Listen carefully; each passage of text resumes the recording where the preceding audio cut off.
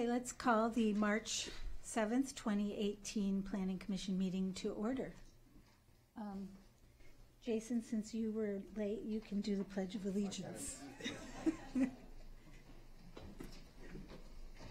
Pledge allegiance to the flag of the United States of America and to the republic for which it stands, one nation, under God, indivisible, with liberty and justice for all. Thank you. Roll call, please. Commissioner Anderson? Present. Commissioner Fonda? Here. Commissioner Kennedy? Here. Commissioner Lambert? Here. Commissioner Perry? Here. Chair Fresco? Here. And Planning Director's report, please. Good evening, Commission. Upcoming Planning Commission meetings and gatherings, starting with March 17th, which is your retreat. Then March 21st is a Planning Commission meeting where we'll discuss the draft of the local coastal plan. April 4th, we have 1650 Lincoln coming back to the Planning Commission. You saw that last month. And also that same evening, we will have a discussion on mobility. Commissioner McKinnon was interested in that, so if he's not here before the end of the report, I'll mention that to him later this evening. And we'll also have Henry Servine, our parking and traffic manager, come and talk about parking. And then on April 18th, 3008 Santa Monica is coming back to you for an amendment. That's a development review permit that was approved, what, a year or so ago, currently under construction. We're also that night talking about zoning ordinance bucket 2B, a civic center specific plan amendment related to the sports field, and then also giving the commission a preview of the 17th Street cycle track that's currently being designed, which will run along 17th Street between the Santa Monica College and the hospitals.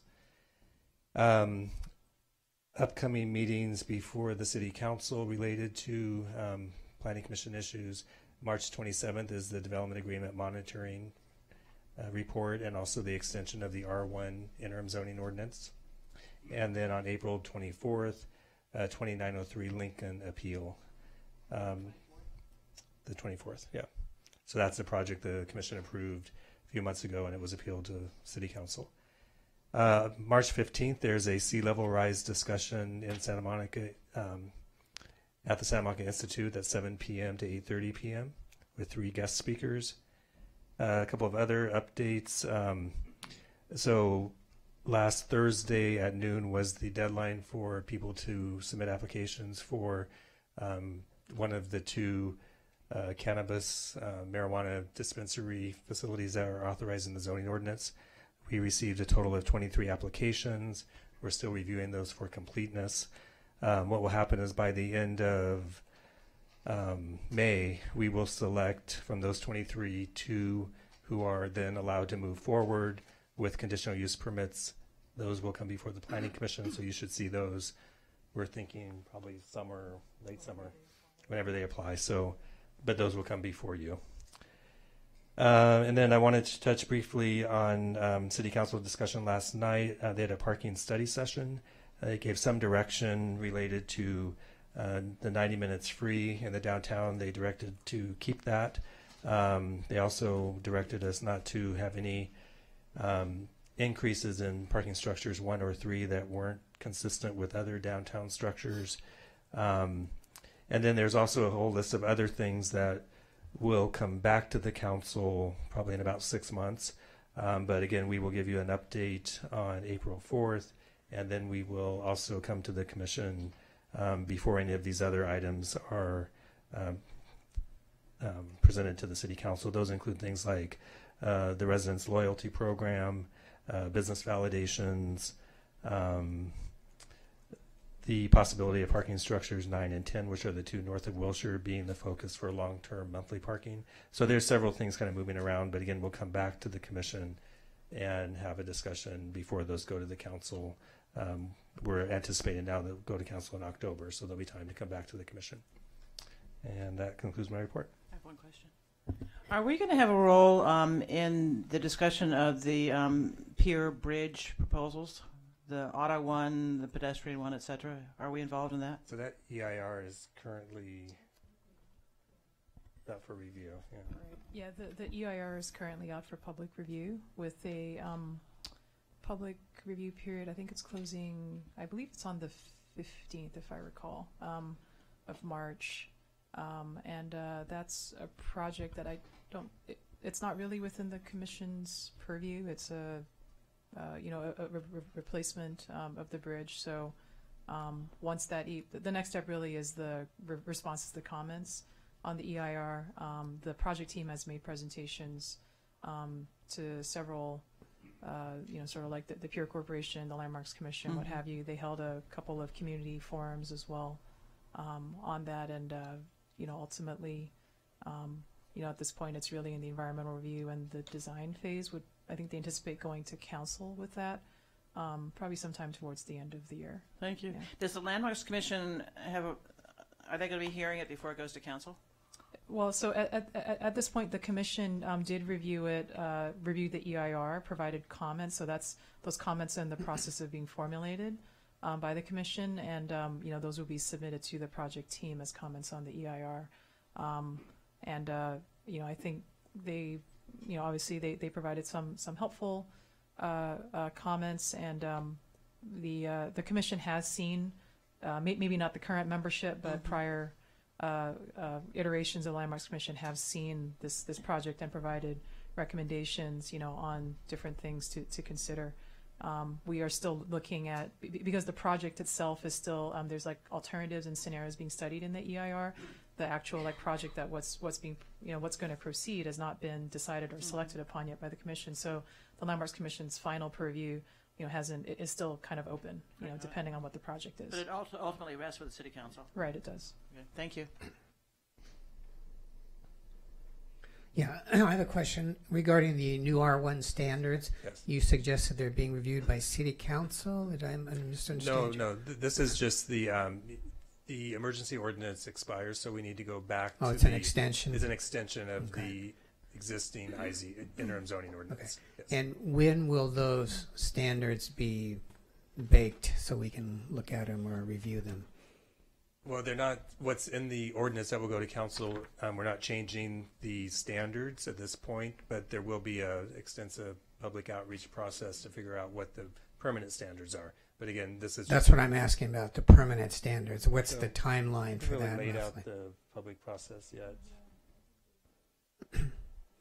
We were just working on getting it extended. I don't know that we've necessarily landed on Okay. a precise time frame. Obviously, it's not going to be, the recommendation is to extend it for, I believe it's about 18 months. Yeah. Given the amount we of don't interest plan in to use that this, much time. we think that, we'll need the time to do that and formulate it. But, I think we're looking at different models as to how to proceed with this, whether it's having a task force of locals and community members, or I think when the NOMA standards were done before, it was sort of a team of local architects that came up with some ideas, and then that was shared with the community. Not saying that that's what we'll do, but I think that we're thinking about different ways of how we can make sure that we include all stakeholders in the process, people who are involved in designing these homes and are aware, and because in some ways it's a very technical exercise too, in terms of what it means when we have this principle, this goal set up by the council to look at size of homes. There's many different ways that can be achieved. So, I think there's more to come on that. Thank you. All right, thank you very much. Does anyone have any planning commissioner announcements? No? Okay. Then we will move on to our first item, which is a development review permit for 2929 Pico Boulevard and a conditional use permit for same. Do we have any ex parte disclosures?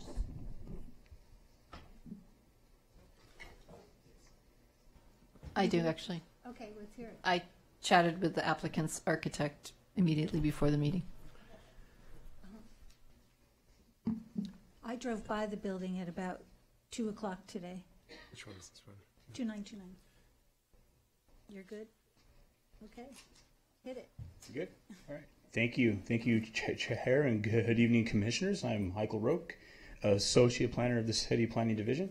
And the project before you tonight is a request for a development review and conditional use permit for the site located at 2929 Pico Boulevard.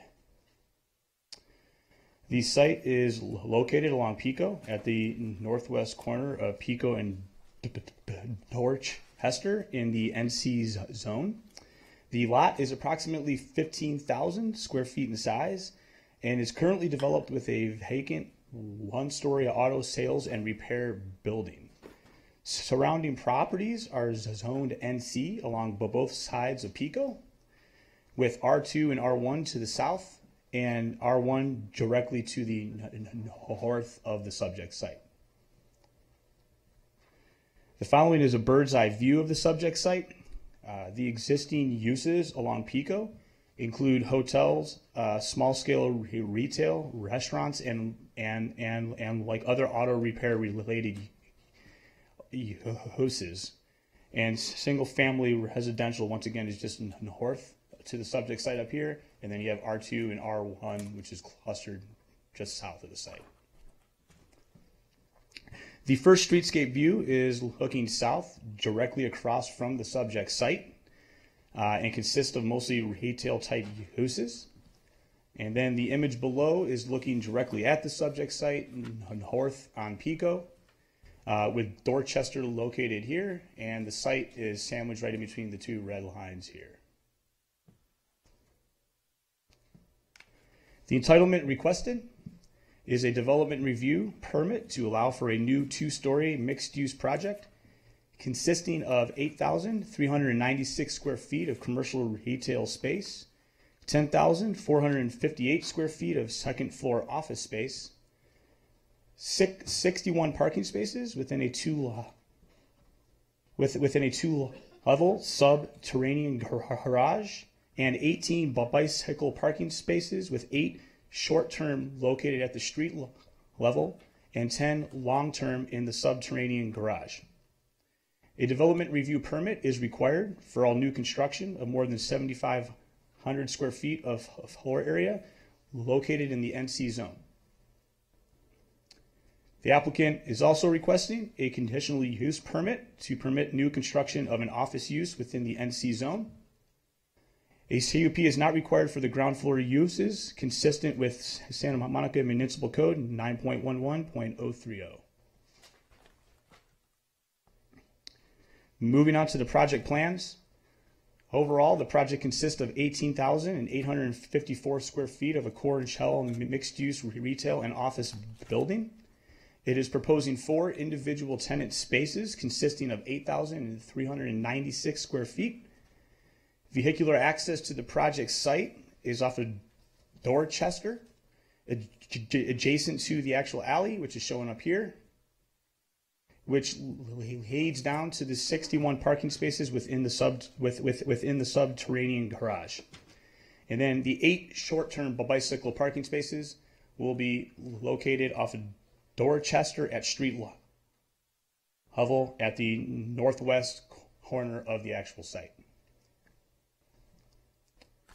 Moving on to the second floor, this will consist of 10,458 square feet of office space, which once again is required to obtain a CUP and will be compatible and consistent with the context of uses along Pico and the immediate area. The project's design complies with the active commercial design requirements and considers the appropriate building placement for purposes of establishing consistency along the pedestrian sidewalk, as well as the proposed building is of a size and height compatible with the existing and anticipated development along Pico Boulevard. Further, the project's enhanced pedestrian realm along Pico includes a widened sidewalk, storefront entrances, landscaping, bicycle parking, and seating opportunities along the ground floor tenant spaces. Also, the project's building massing along the side elevation complies with the daylight plane requirements and provide enough light and air to the R1 properties directly to the north. And the project street elevation along Pico fits well within the existing context of the streetscape, as you can see here in the rendering elevation here.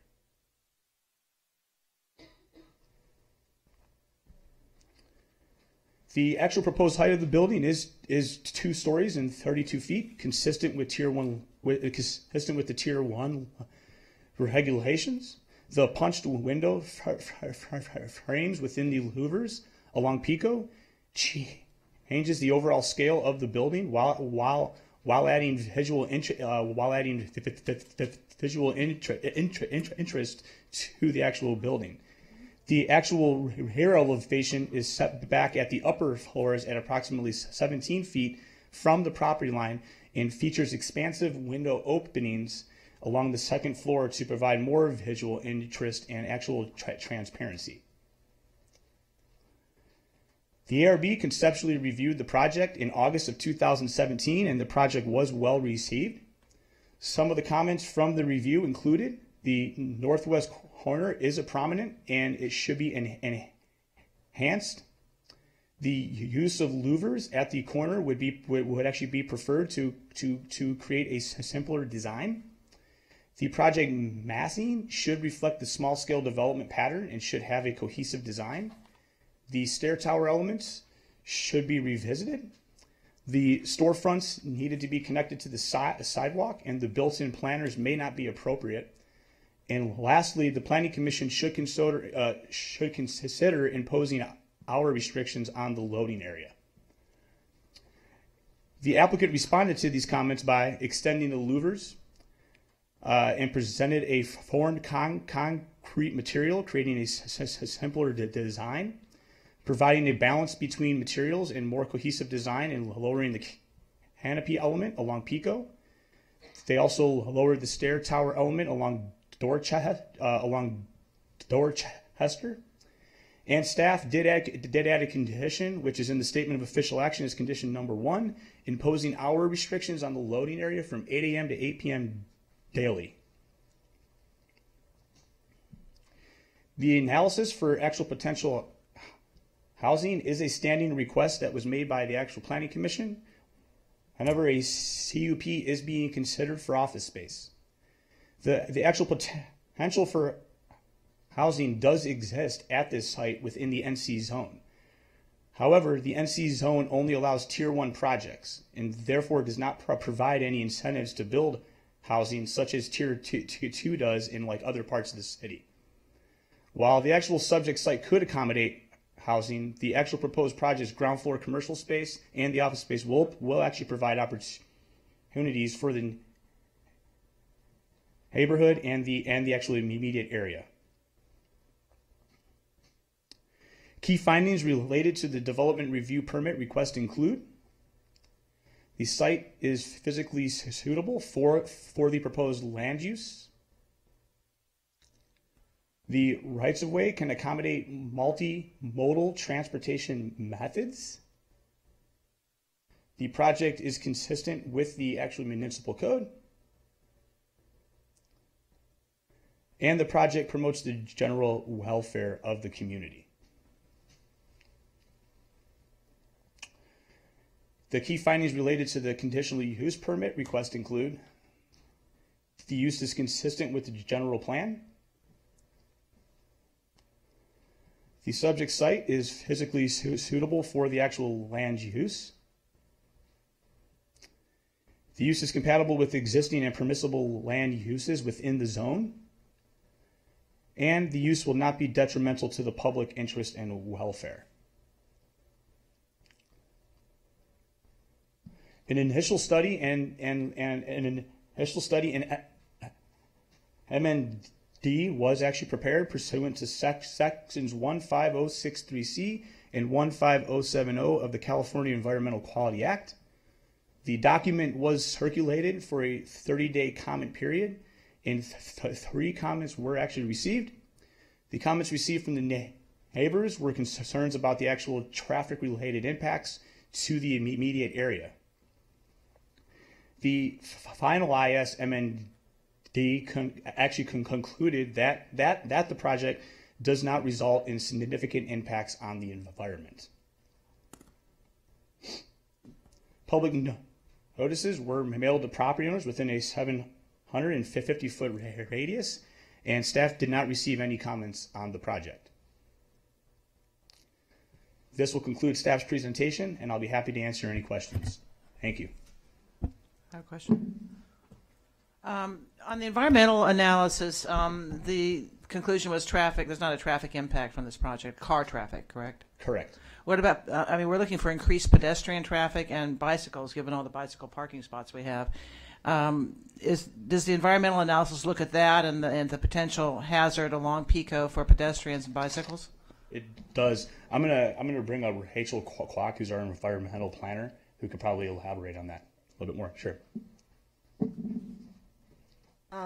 Yeah, we did look on a broader level on the general impacts on bicycle and pedestrians, but there really are no thresholds when it comes to pedestrian and bicycle safety under CEQA, not yet at least. And so, but we did look at it from a hazardous impacts, and based on a site plan review by Michael and internally by others as well, they didn't find any impacts.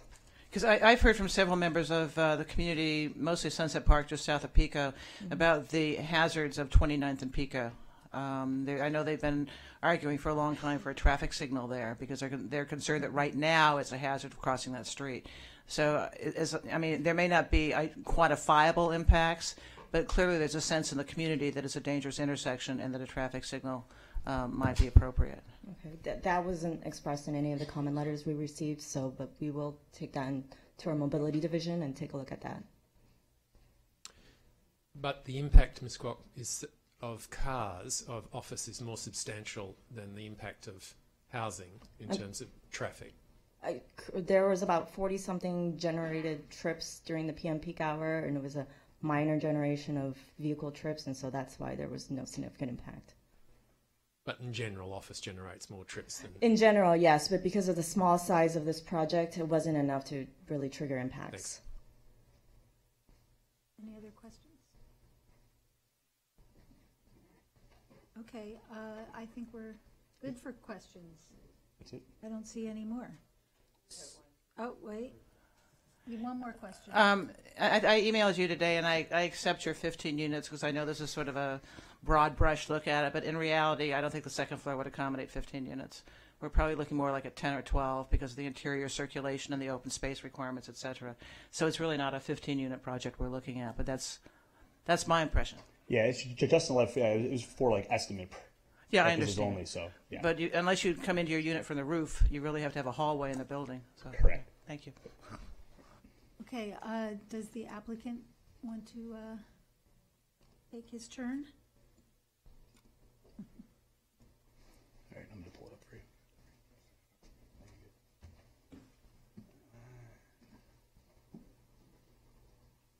There you go. And let's make it full at the end. Yeah. And this will use your click. Oh, this is that the end? Back to the beginning. Yeah, no problem. Oh, okay. Let's do this. There you go. It's all yours. All right, Gwen, have fun. Good evening.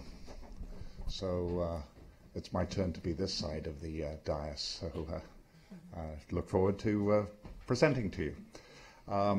So I'm not going to spend a whole lot of time going over the territory that Michael went through, but just wanted to talk a little bit about how we addressed the site itself and looked at kind of the urbanistic aspects of it.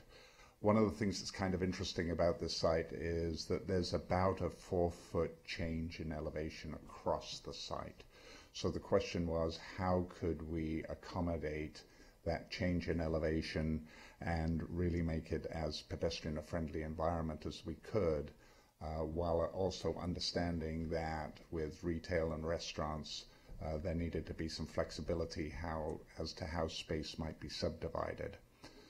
So one of the things that we looked at with regards to that was to really look at what was happening at the lower floor at the corner, particularly this trends downhill as you go further east. So there's as I said, about a 4-foot difference. There's about 3 3.5 feet or so along Pico itself. Maybe it's a tad less than that, and there's about a 1 foot 9 inch difference along Dorchester, the northerly portion being lower and coming up. So how we really addressed that was we felt that the corner was really important. So that's why we kept the corner entrance at grade.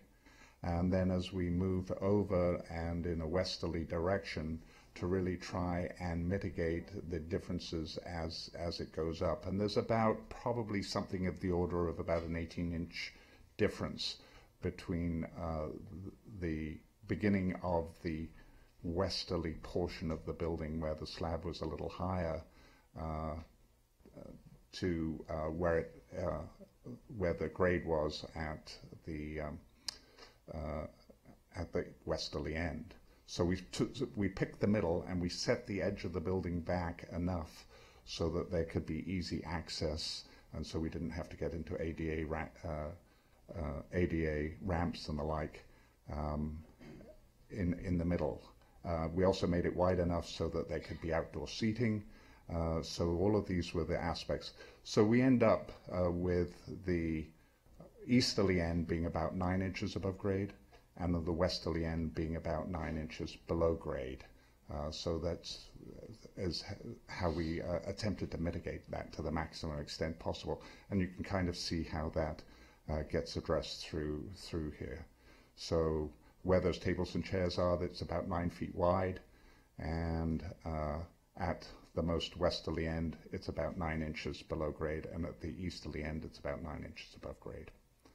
So that's how we were looking at that. And then we lowered the entrance, the pedestrian entrance, for the second floor on Dorchester so that it was at grade.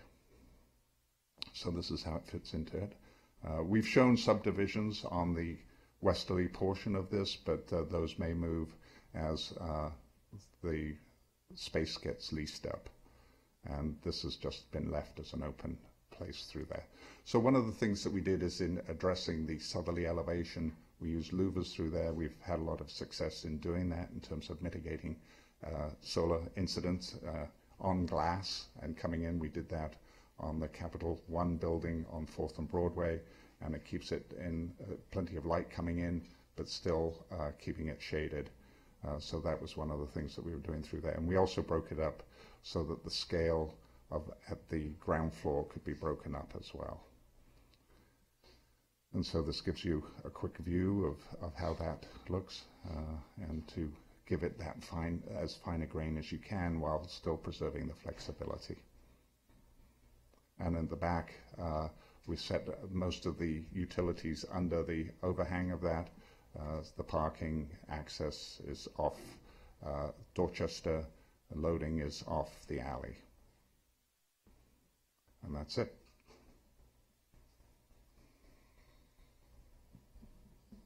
Are there questions of the applicant? Thank you. Mario? Yeah, I was looking at your solar collectors on the roof. They take up about 1/3 of the roof. Mm-hmm. What percentage of the power generated by those would cover the building? Where are we in that? You know, I haven't gotten into the specifics of that. I've done a lot of solar projects in the past, but we haven't really looked at how much it would generate or what proportion of it would generate.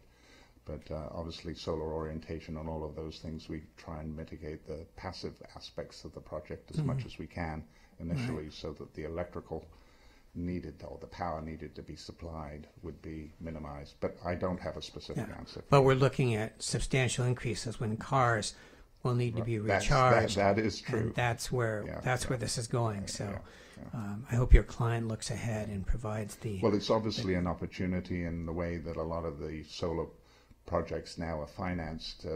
Is, you know, there's a third-party financing, and they have a reduced rate. So that's certainly an opportunity to be looked at in this. Okay, thank you. Jennifer? On Pico, what is the sidewalk width? I can't really tell from the diagrams. You know, hold on a sec. We do have a survey in here. I don't know that that's shown. Do we know what the width of the sidewalk is? Yeah, I think it's 6 to 8 feet, something of that order. 'Cause it looks like from the curb to where like the planters and things start, it might only be 5. I don't know. I honestly don't know the answer to that. Okay. So you know. Okay. I can ask staff more about it. So do you know the width of the sidewalk now? I don't. Okay. We haven't changed the width of the sidewalk in this project. So whatever it is now is whatever is what we're looking to do, because that's the point of entry on the westerly portion of the building there. Okay. Well, at the easterly end on Pico, where you have that big giant green planter, right? Is there room to reduce the width of that? And absolutely, yeah.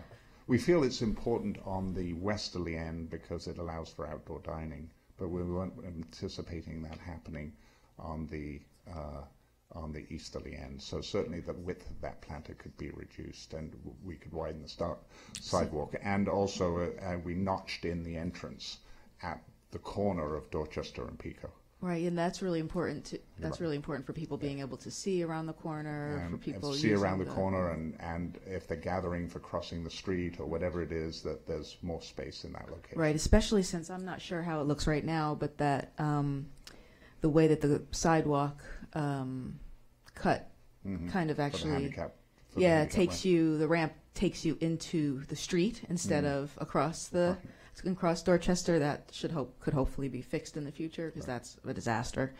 But so my second question is, at the westerly end, you're saying the seating area doesn't protrude out into the sidewalk any further than the building next to it, not even by an inch. No, it's flush with the building. It's flush with the building that's adjacent next door. Okay. Right. So there's no change in sidewalk width. There, I see. Okay, I will think about that. Thank you very much. So you've always been someone who comes and says there's too much retail in Northern America and too much retail in Santa Monica, and here you are with a retail project. Right. So how do you square that with your previous very, very strong statements? Well, that's not to say that there is no room for retail, and there's certainly room for restaurant use and I suppose especially on projects. And the kind of retail, this is obviously not a big plate, it's quite small. We're not looking at a great area on this. So the opportunity for local serving retail, I think it exists in this location. So I think it's an appropriate location for retail, whether it's restaurant or locally serving retail. So. Thank you. Jason? Do we have a request to speak from the public on this? No. We don't. Okay. So I'll ask my question now. In terms of the design of that south-facing elevation,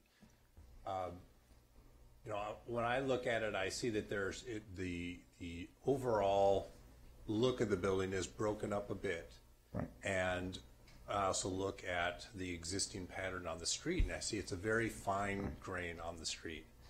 And I see that we have these.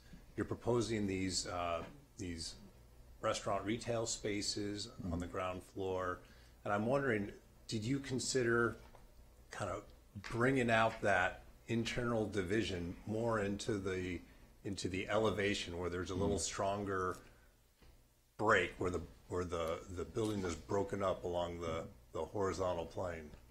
So that is a subject that we struggled with mightily. And it was of concern to us. So we did break up, if you look at the elevations, we did break it up where there was an elevation change. But as Commissioner McKinnon mentioned, retail is a tough road, and can be a tough road in many ways. So having flexibility to be able to adapt to the needs, whether it's possible this may end up being subdivided at that westerly end 4 times or 2 times. We don't know yet, depending what's in there. We don't anticipate a restaurant greater than 2,500 because there wouldn't be parking for it.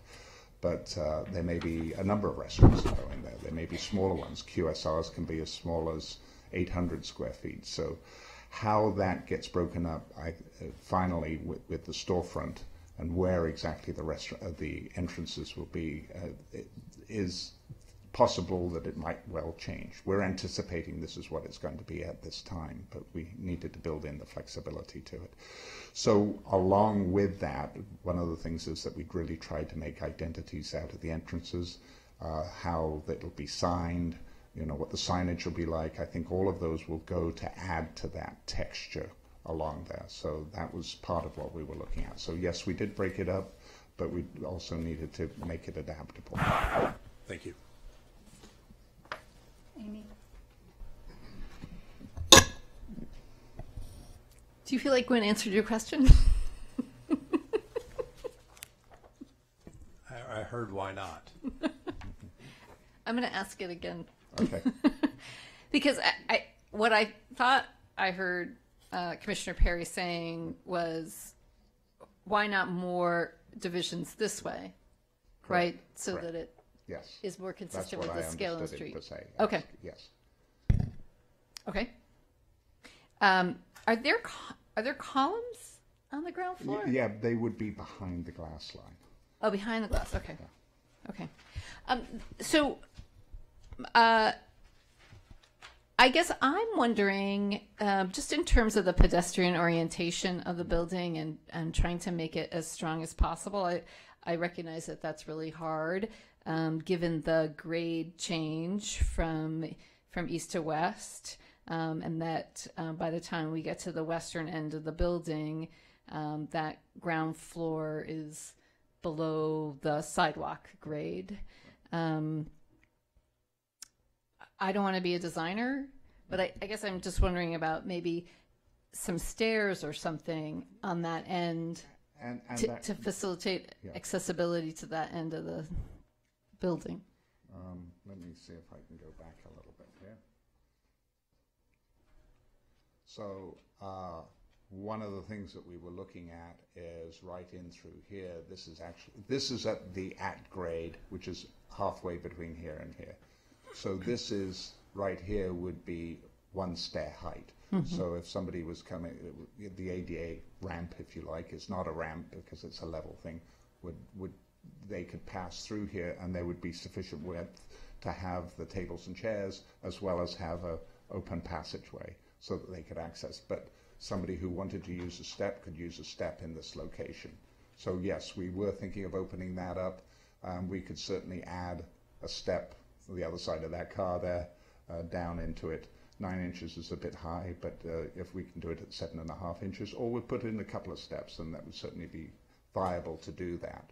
So that was the idea, that in fact it is readily accessible directly from the street. Yeah, I mean, I think it would make it more leasable, right? That people wouldn't have to go all the way around in order to get to the entry. And that is how we actually did show it in this location right here. That is a step right in that location. And we can certainly add a step in that location as well. Okay. That was my only question. Thank you. Okay, very good. So for better or for worse, the Pico Boulevard streetscape is small, broken up, full of visual interest. A lot of it has obviously been there a long time. Some of it's broken down, some of it's new. But it's a relatively accessible landscape for people walking along there. Right. It abuts all of the neighbourhoods. The housing is close and so on. This looks like a corporate office block that's just been dropped into the landscape. I don't understand the thinking behind it at all, really. Do you see that it doesn't relate to the landscape that exists there and you're trying to change it, or is it just a relatively inexpensive way of building it, or what is the driving force? The driving force is a different level of design that's going on. That street is in a process of revival. I'm sure that you're going to see a lot of change over time that happens through that. It's just time and history and proclivity. But I think the presentation that you've made and people are putting to us is that the only level of change will be these sort of buildings. Well, not necessarily. There'll be all sorts of different buildings that go in there, but I think that change will come about. One of the things that we really were trying to do was to make sure that as this gets broken up through here, that it'll take on its own character as tenants move in and take over and give that texture that exists along the street there. It's a little bit hard to see it with character at the moment, though. Anyway. Isn't the community corporate building a block away, a block west, and it's like a 4 or 5 story affordable housing project?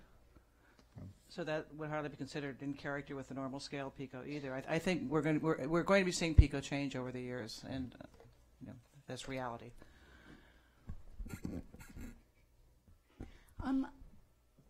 I just want to drill down a little more with this small grain situation that my fellow commissioners have also noted, and I think the ARB may have picked up on it too. I think it's a really important thing for us, and I think that, first of all, the fact, I guess I would encourage you to really think about other ways to express the smaller grain that is what makes Pico a real neighborhood street with small neighborhood serving businesses that feel accessible. And while the sinking of the building and the tilting it into the grade the way you did is kind of ingenious and different, the planters that block the pedestrian from the retail experience, I think, are really kind of contrary to what we usually look for in our pedestrian environments. So I'm not sure, maybe the step solution, I don't know what the answer is, but I'm concerned about the extreme longitudinal quality of the building and the blockage of the planters. Well, the planters aren't a given. We can obviously not put the planters in, and that was a discussion that we were anticipating actually having with the ARB, because they brought that up as an issue for them as well. We actually reduced the amount of planter. We really only have that one piece through there. This is a kind of a different location, but in terms of that grain and the accessibility to the retail that's behind it, whether it's restaurant use, QSRs, whatever it is, whether it's neighborhood serving commercial, we're thinking that as it takes on a lived-in quality, it's going to create that grain, and we wanted to create an environment that allowed that to happen. So as those establishments move in there, we're expecting that to be actually smaller, relatively small spaces. I don't think, well,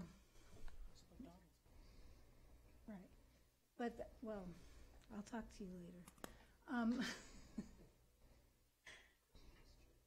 Right, okay. Anybody else? All right, I guess then we are ready. We don't have any public. I know, well, if you just be quiet. Thank you very much. You're welcome.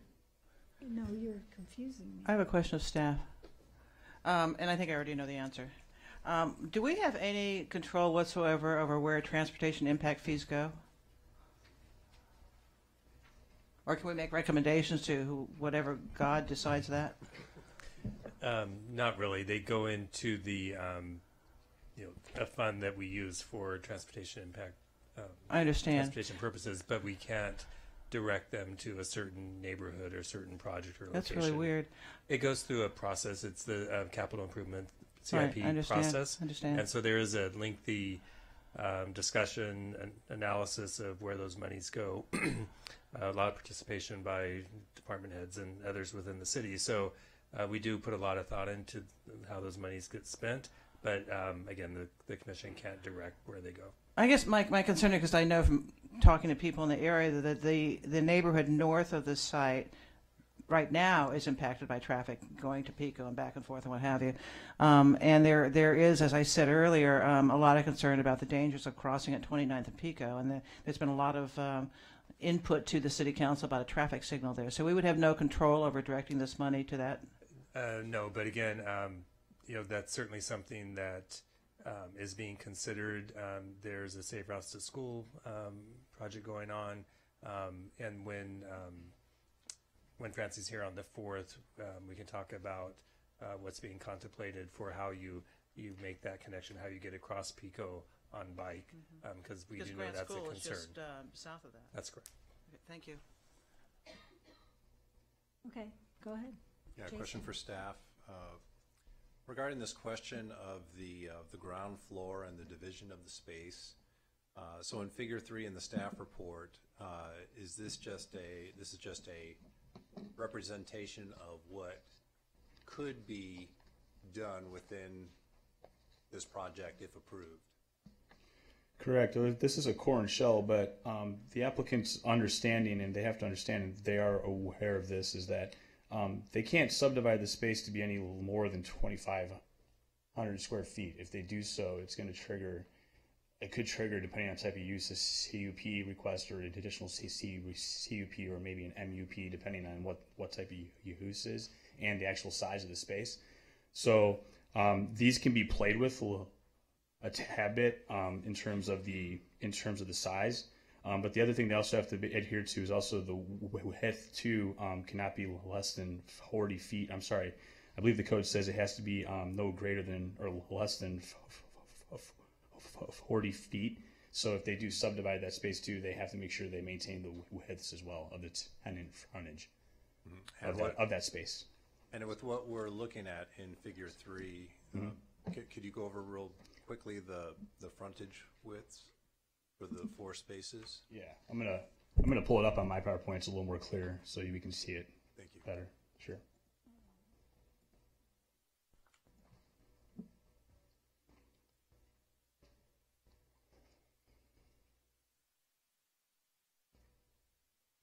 Well, it's not as clear as I'd like it to be, but if you look at the map, if you look at the actual dividing of the tenant spaces, so these spaces can't be any greater than 25. The actual widths here cannot exceed 40 feet in tenant frontage. If it's more than that, then it requires a CUP as well, and that's under the municipal code, and that's under active use standards under 9.11030. So they could revise these and they could divide these walls, and they probably are going to when they come in for a TI plan or an actual plan check, they would have to come in to make sure that these are. I think for purposes of this presentation and for the actual project, they were just subdividing these spaces to show how they could be configured. But as the applicant said, they can change the actual dividing space, but they have to understand that they can't make them greater than a certain size square footage, and they have to maintain their project width, the tenant frontage width. And so what are the frontage widths for each space? Right now, is it proposed? Yes. Yeah. I believe the first one is at approximately 43 to 44. Let me pull it up.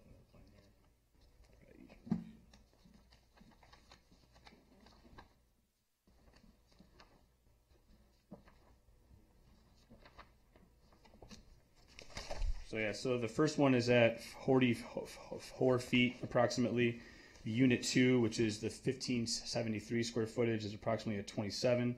The other one is exactly the same, around that 27 feet at 1612, and then the other one is at 41 feet approximately, and that's the unit on the end there at 1974 for the square footage.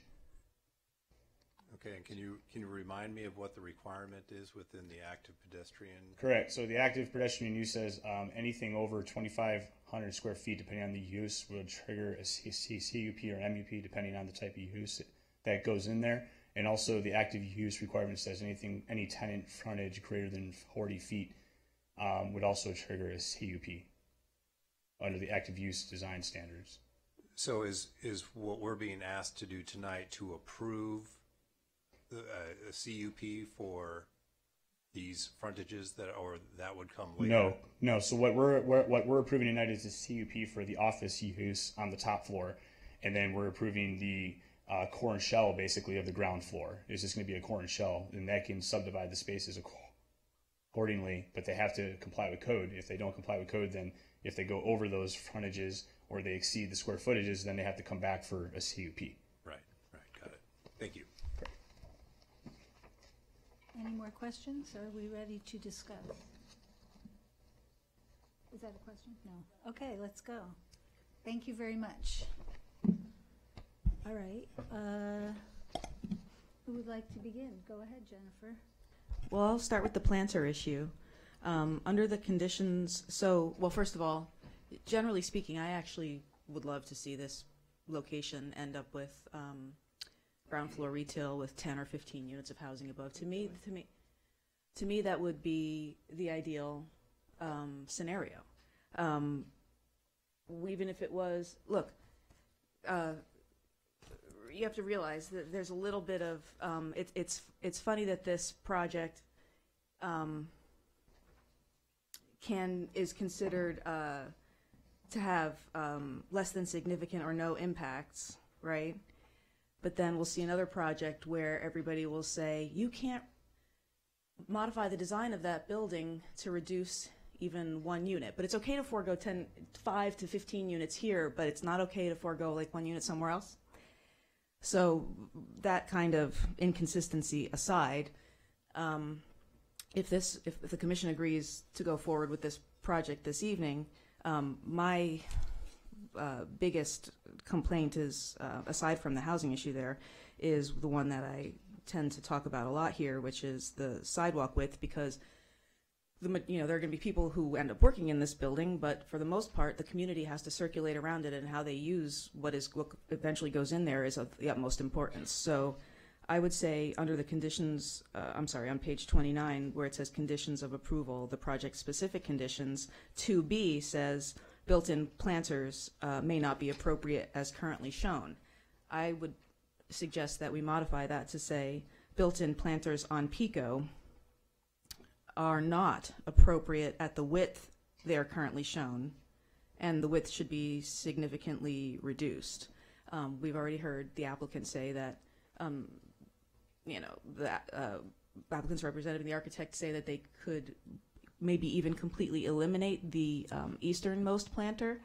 I think that would be a fabulous idea because people can gather there more easily at the corner. The example that I have in my mind when I look at these things is like, what if that ends up being a coffee shop or something, and you go there as a family and you've got kids, and maybe one parent stays outside with the kids on their little scooter or something while the other goes in to grab something. Pico is still kind of a crummy, busy street with lots of cars going fast or slow depending on the time of day. And to have more room there for people to mill about and feel safer, to move in closer to the building without having that planter pushing them into the street would be better. So I don't see that as just like a minor thing. I see that as a really big improvement for the community. So I would propose that we modify 2B in that way. And other than that, I'm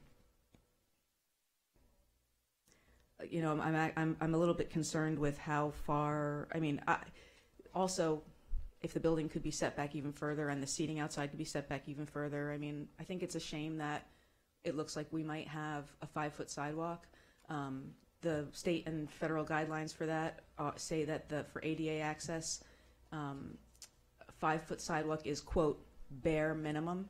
So here we are doing all this new stuff, and we want to make improvements around the community, but we're all okay saying the bare minimum. I'm not okay with saying the bare minimum. I think there are benefits to this project in general, and I don't want it. I wish that we could modify that so we can get. I heard the applicant say 6 to 8. If it turns out to be 6 and it's not that 5-foot bare minimum, that's an improvement. So I would say if there's a way to get to that 6 to 8, then I look upon this project a little more favorably there. But again, so just my recommendation to the commission would be to change project-specific condition 2B. And thank you for listening. I guess I would maybe just share that.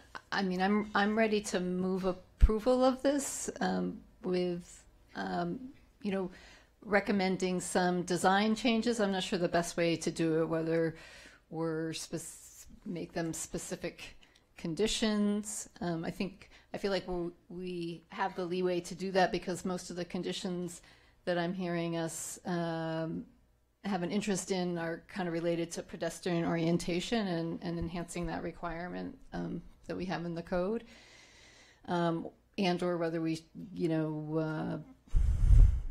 ask the ARB to kind of sort through those things. But I guess I would say it's things like Commissioner Kennedy just talked about, narrowing or removing the planter, but maybe the bigger concept is about enhancing pedestrian access and relationship to the storefronts. I mean, I feel like multiple commissioners talked about the distance that's being created, I think in large part because of the grade change and the way the grade change is being dealt with.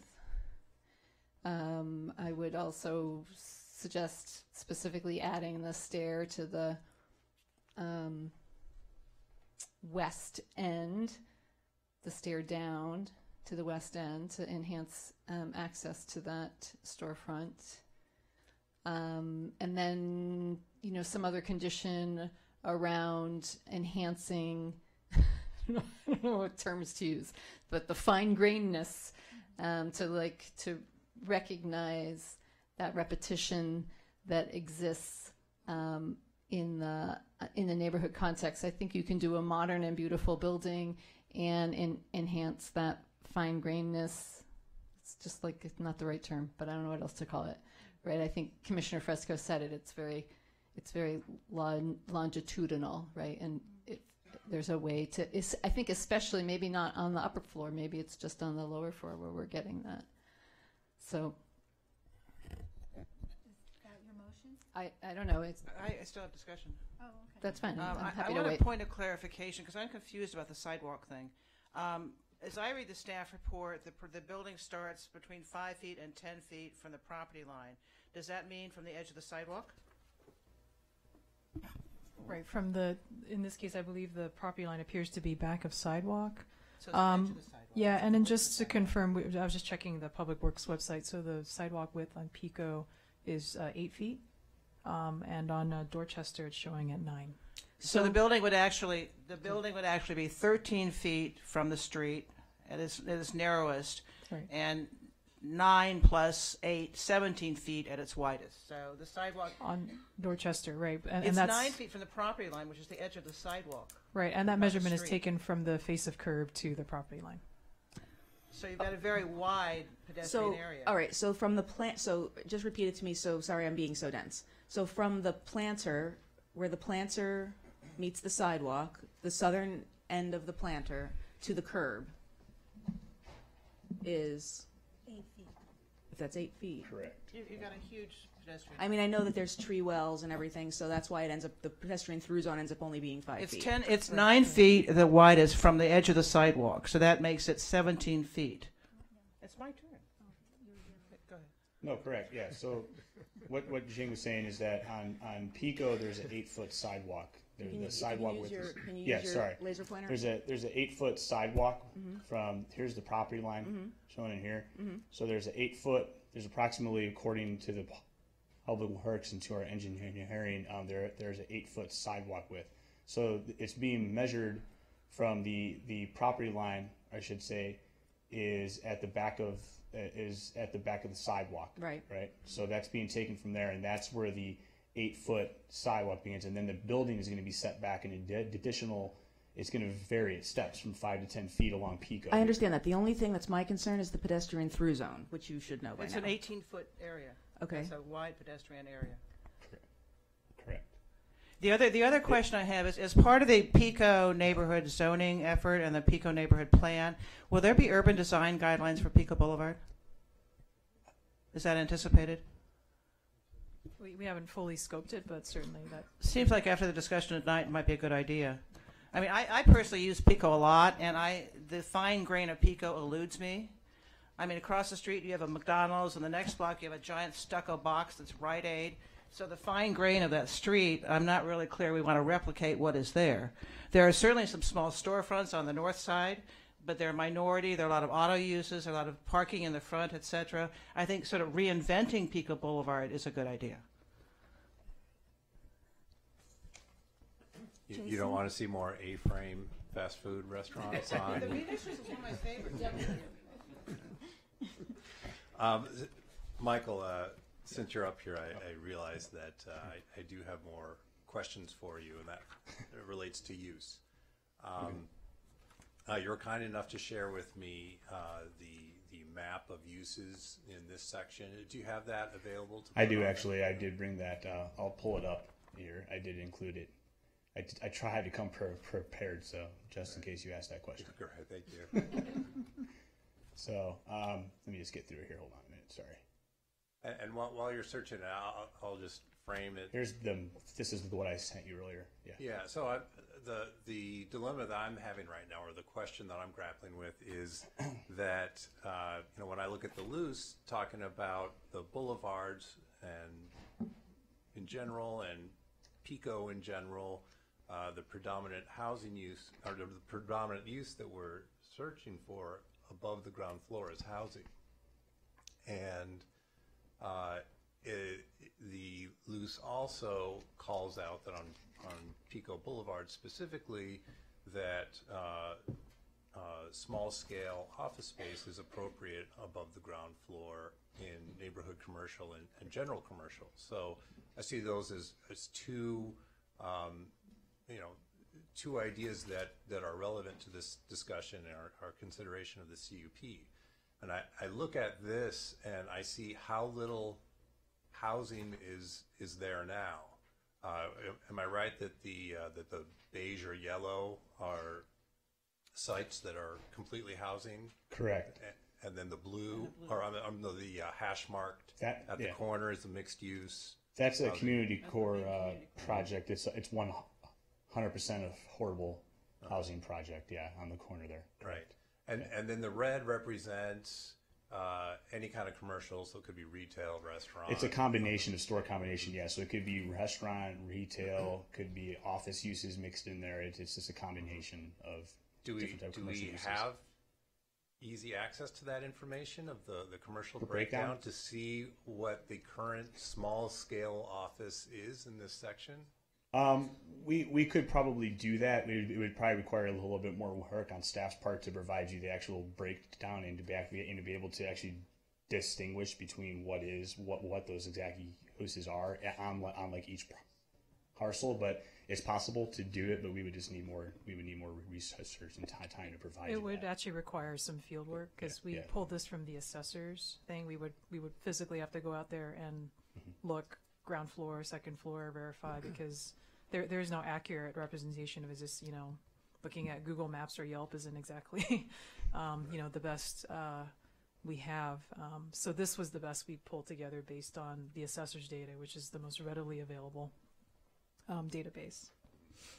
And I mean, to me, this is a very important piece of information that at least would help me resolve that question of what are we dealing with here? Are we is the idea that's going to carry the day seeking predominantly housing on the boulevards, or is the idea that in this particular district there needs to be a carve out? There should be a carve out for small scale office. I'm interested in hearing other commissioners' thoughts on that. And Commissioner Perry, if I can just provide some context to that as well, is that the Pico Boulevard is a long boulevard when you look at the lease. It's between Lincoln and Centinela, and certainly the character of the boulevard, the uses that are along there are quite different. When you go towards Pico and Lincoln, there's quite a bit of residential, right, that actually fronts onto the boulevard. This is a very unique section of the boulevard that actually has the greatest cohesiveness in terms of a commercial district, much more so than anywhere else on the boulevard in terms of gaps and spaces and stuff that's stuck in between. So in looking at this project and making our recommendation, we were looking at a couple of policies in particular in the loose. One, they pointed out in the staff report, one is the V18.8, which, as you're rightly pointing out, says, ensure mixed-use development has an active ground floor use, and residential is predominant use located on the upper floor, but it also says small floor plate local serving offices may also be located on the upper floors within the neighborhood commercial and the general commercial designation. And, when the zoning ordinance was adopted, there was a purposeful, move to remove Tier 2 in this part of the boulevard. This is the neighborhood commercial district, and the purpose of this district is precisely that sort of local serving office, commercial district, and there's another policy in the loose that speaks specifically to this area, which is policy B19.1 about focusing the neighborhood center on Pico between Centinela and Stewart and creating a cohesive commercial district that serves the daily needs of the surrounding Pico neighborhood and capitalizes on opportunities to create shared parking, et cetera, et cetera. So, in looking at that, I think that we resolve that in our minds because this is a section of the boulevard that, because of its existing commercial character, it's in the NC district. There is no tier 2 in the NC. It was really speaking towards small scale commercial mixed uses like the project being proposed. And so that's where we were coming from as staff in terms of recommending the approval of the project. Well, within the analysis, should we be including what the existing uses are along the stretch of Pico? I think we try to do that, with the information without going through a full-scale door-to-door, land use inventory.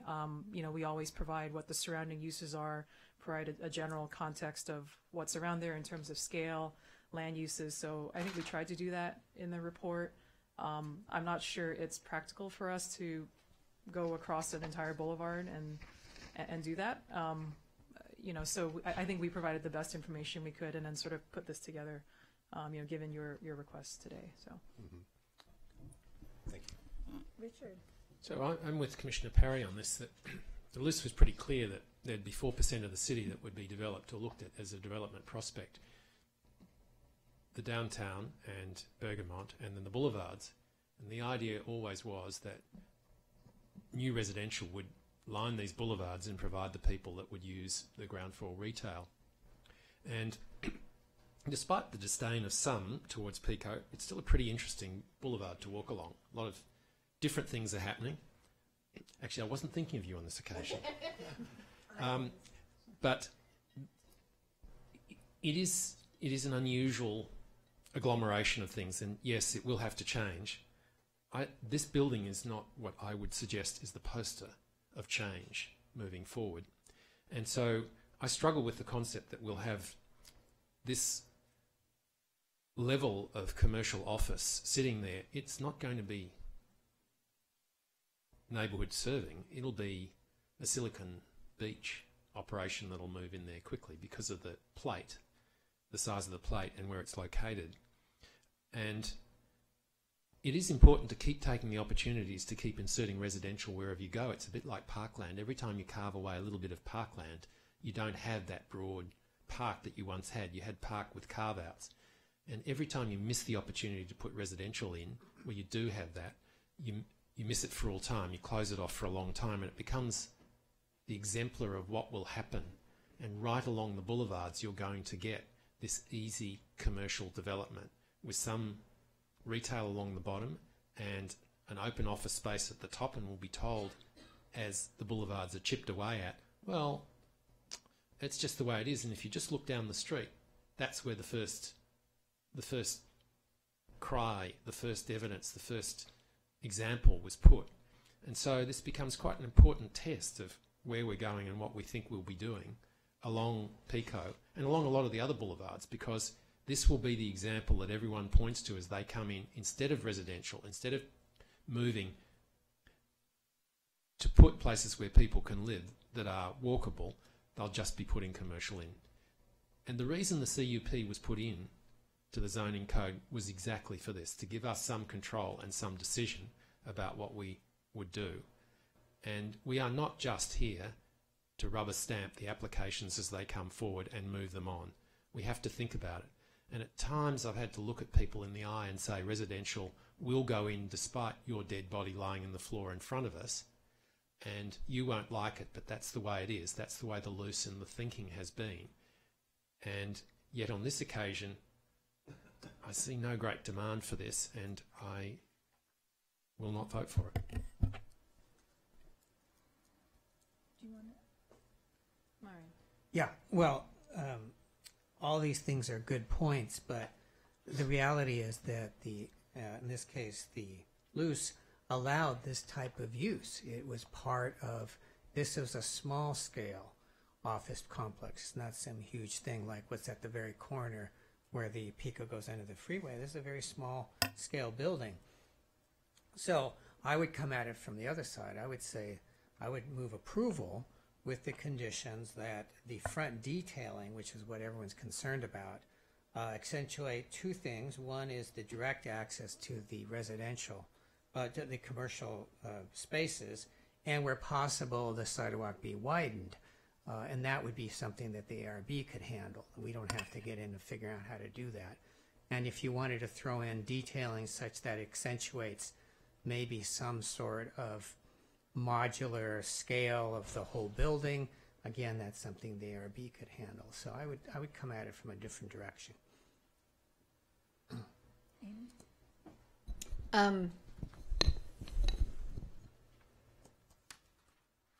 I guess I would share Commissioner McKinnon and Commissioner Perry's perhaps regret that this isn't a residential project.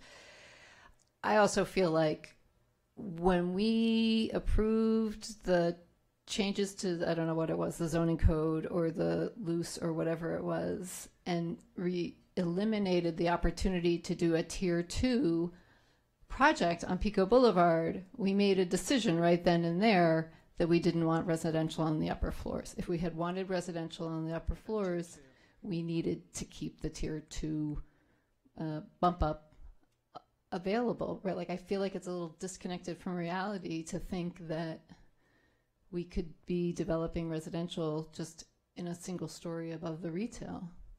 So I know what the loose says. I know, right, the 4%, we want to build on the boulevards, but I also feel like we frankly undermine that on a lot of the boulevards when we made all those changes to the zoning code. So I think it's unrealistic to expect that we could get residential at this site. And I agree with, Commissioner Fonda Bernardi, like the scale of this is like, consistent with the scale of the rest of the street. I just want to add that I agree with Amy and Mario.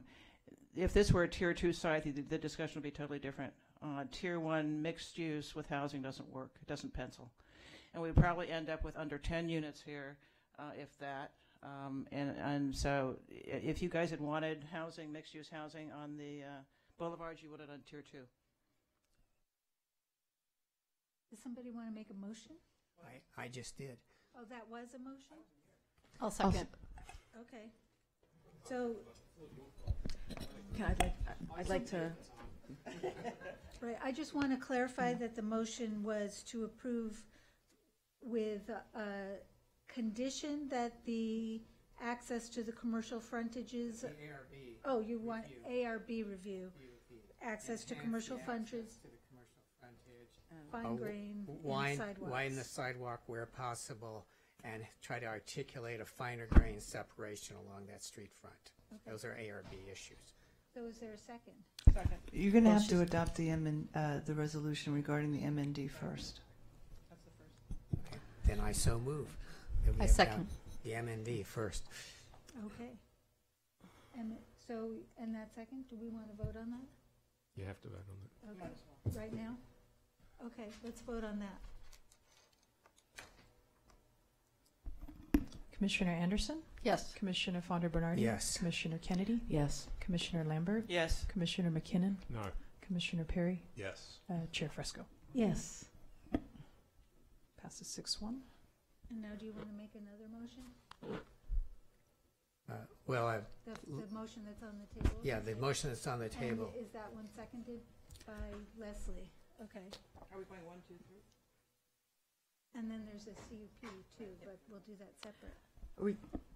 I'd like to maybe add a friendly amendment to Please. Just even though I know that the staff well, I don't know where it went. The conditions of approval, as I suggested earlier, to be modified to point out the ways for the ARB to change the planter in the front. I feel like we don't need to add that language since what you're saying sort of addresses it. However, could we perhaps just add in your statement that, or at least let the record reflect this evening that the architect has already felt that they could make space there on that eastern end by reducing the planter? that's fine. So that it's not like it's, out of thin air. It was discussed with the applicant. Thanks. So to clarify, you actually want that to be an additional condition to reduce the size of the planter? Well, what I was saying was, because the motion was to perhaps find a way to widen the sidewalk, I would just like to add to that to say that the applicant has already considered possible removal of the planter on the eastern end to help facilitate that. Okay. So, okay. Are there any more discussions on the motion, or shall we vote on that? Okay. Are we then. in the development review right now? Yes, development Yes. review permit. Yes. Commissioner Anderson? Yes. Commissioner Fonda Bernardi? Yes. Commissioner Kennedy? Yes. Commissioner Lambert? Yes. Commissioner McKinnon? No. Commissioner Perry? Yes. And Chair Fresco? Yes. Passes 6-1. And then our last item for this one is the CUP for the commercial upstairs. Is there a motion on that? I so move. Second. Okay. Commissioner Anderson? Yes. Commissioner Fonda Bernardi? Yes. Commissioner Kennedy? Yes. Commissioner Lambert? Yes. Commissioner McKinnon? No. Commissioner Perry? Yes. Chair Fresco? Yes. 6-1. And are you adopting the statement of official action, or do you want that to come back? Do we? Let's have that come back, just Okay. because we added things. We'll bring that back to your next meeting. Okay. So I believe that's everything, and that concludes this discussion. There's a 14-day appeal period, if anybody has that in mind, and we will move on to our next item.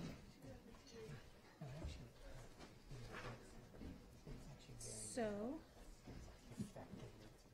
Leslie's leaving the room. Right. So, Let's just wait for them to stop talking. Are there chairs?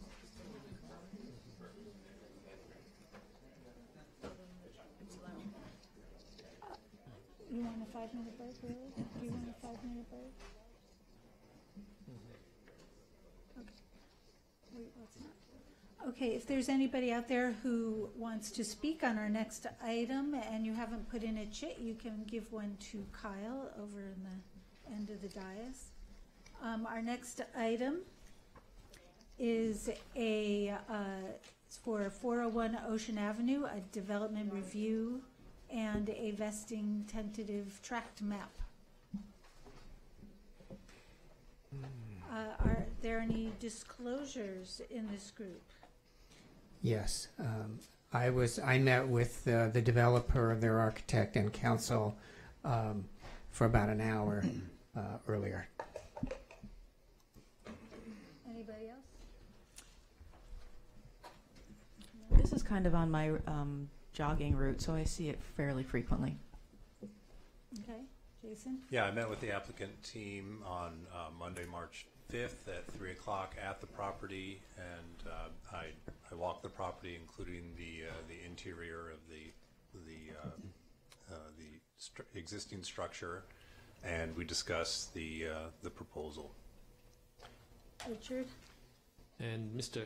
Kutcher from Harding, Larmore, Kutcher and Cazell spent 39 minutes on the phone this afternoon from 2:37, haranguing me about the benefits of the proposal and how I should immediately vote for it. I probably have the most disclosures. I toured the house while it was still in escrow with a group of people from the Santa Monica Conservancy. We always like to see designated landmarks on the inside.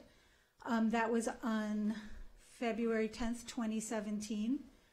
And then again, I went to see the property, this time with the architects, on August 21st, 2017. That was before it went for Landmarks Commission review, and we were mostly talking about landmarks related things.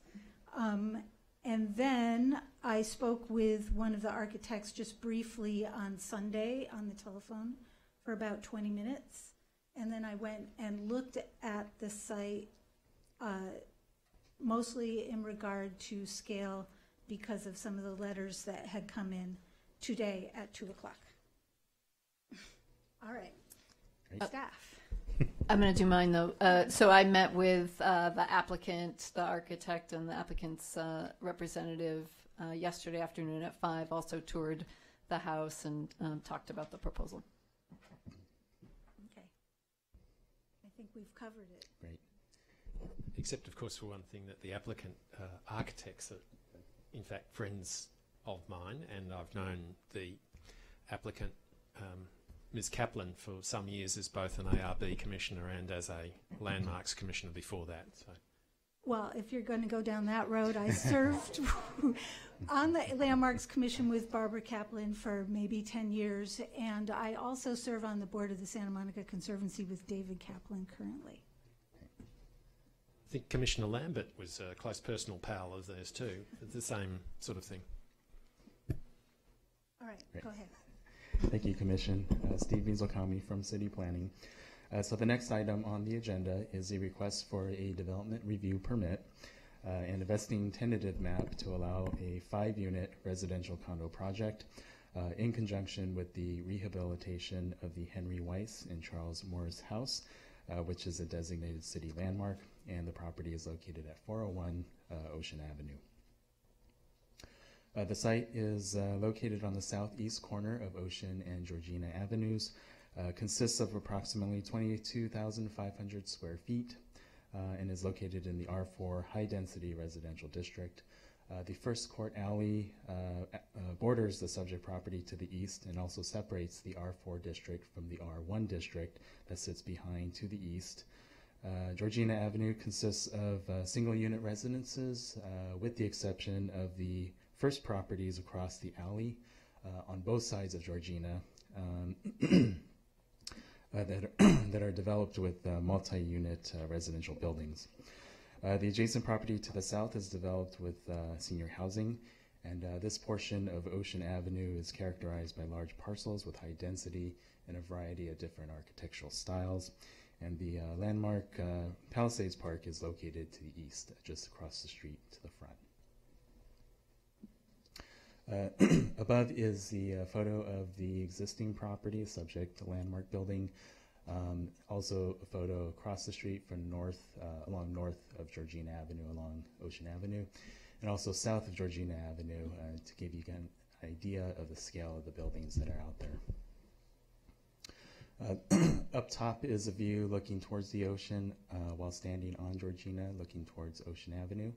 And the subject property is to the rear corner in the back there. Adjacent, down below is the adjacent multi-unit residential building that's directly behind the subject property across the alleyway, and that is the 128 Georgina Avenue property. The landmark designation, the 2-story landmark residence consists of 2 residential units, a 1-story detached accessory building, a trellis, and a carport structure. The residence was designated as a city landmark in 1990 as an example of the residential work of notable architect Robert Farquhar that embodies the craftsman as well as the colonial revival architectural characteristics. And the structure was also designated based on the city's social and economic history as one of the earliest homes constructed in the Palisades tract. A few of the character-defining features of the building are the gabled roof, the eave overhangs, the exterior shingle cladding, as well as the symmetrical windows on the second floor. And the 401 parcel was recently added to the designation in July of last year, thereby allowing the Landmarks Commission with design purview over the entire property. So the Landmarks Commission has held 2 preliminary concept discussions and expressed general support for the project, including the quality design of the new building as well as the landscaping. Commissioners did express concerns with the massing of the new building and its relationship with the landmark and suggested softening the new building. And they commented that the original features of the building should be preserved and restored whenever possible. In response, the project will preserve and repair original character-defining features throughout the residence, and as well as restoring non-original windows as a part of a larger restoration of the primary facades. In efforts to improve the new building's massing compatibility and relationship to the landmark building, the building was set back an additional 5 feet from Georgina Avenue. The ground level patio was reduced in size with the reduction of the operable shutters on upper levels. The roofline trellis was scaled back, and the primary balconies on each floor at the building corner, which is closest to the rear of the landmark, was reduced in size. Overall, modifications have been made to the building that address the Commission's concerns. So the project consists of the rehabilitation and restoration of the landmark residence, as well as the new construction of a 4-story, 3-unit residence. A vesting tentative map is proposed to create 5 market rate condominium units, including the 2 existing units within the landmark building and the addition of 3 new units within the rear building. 8 enclosed parking spaces are designed at the ground level of the new building, as well as 2 potential spaces reserved, and those are surface parking spaces that could be potentially required by the Coastal Commission upon their review of the project. Bike parking and considerable open space is provided for each unit. In preserving the landmark residence in its current setting, the project is designed according to Tier 2 development standards, where the project proposes 4 stories and a building height of 40 feet, whereas 45 feet is allowable. And the project would provide the applicable community benefits as prescribed in the zoning ordinance. Specifically, an additional transportation impact fee as well as open space fee above the base requirement would be provided. And the project will satisfy the city's affordable housing obligation by providing payment of an affordable housing fee, which is an option for projects adding 3 or fewer new residential units. The scope of the work to the landmark residence includes replacement of all exterior cladding material, resulting in a code-defined demolition of the residence.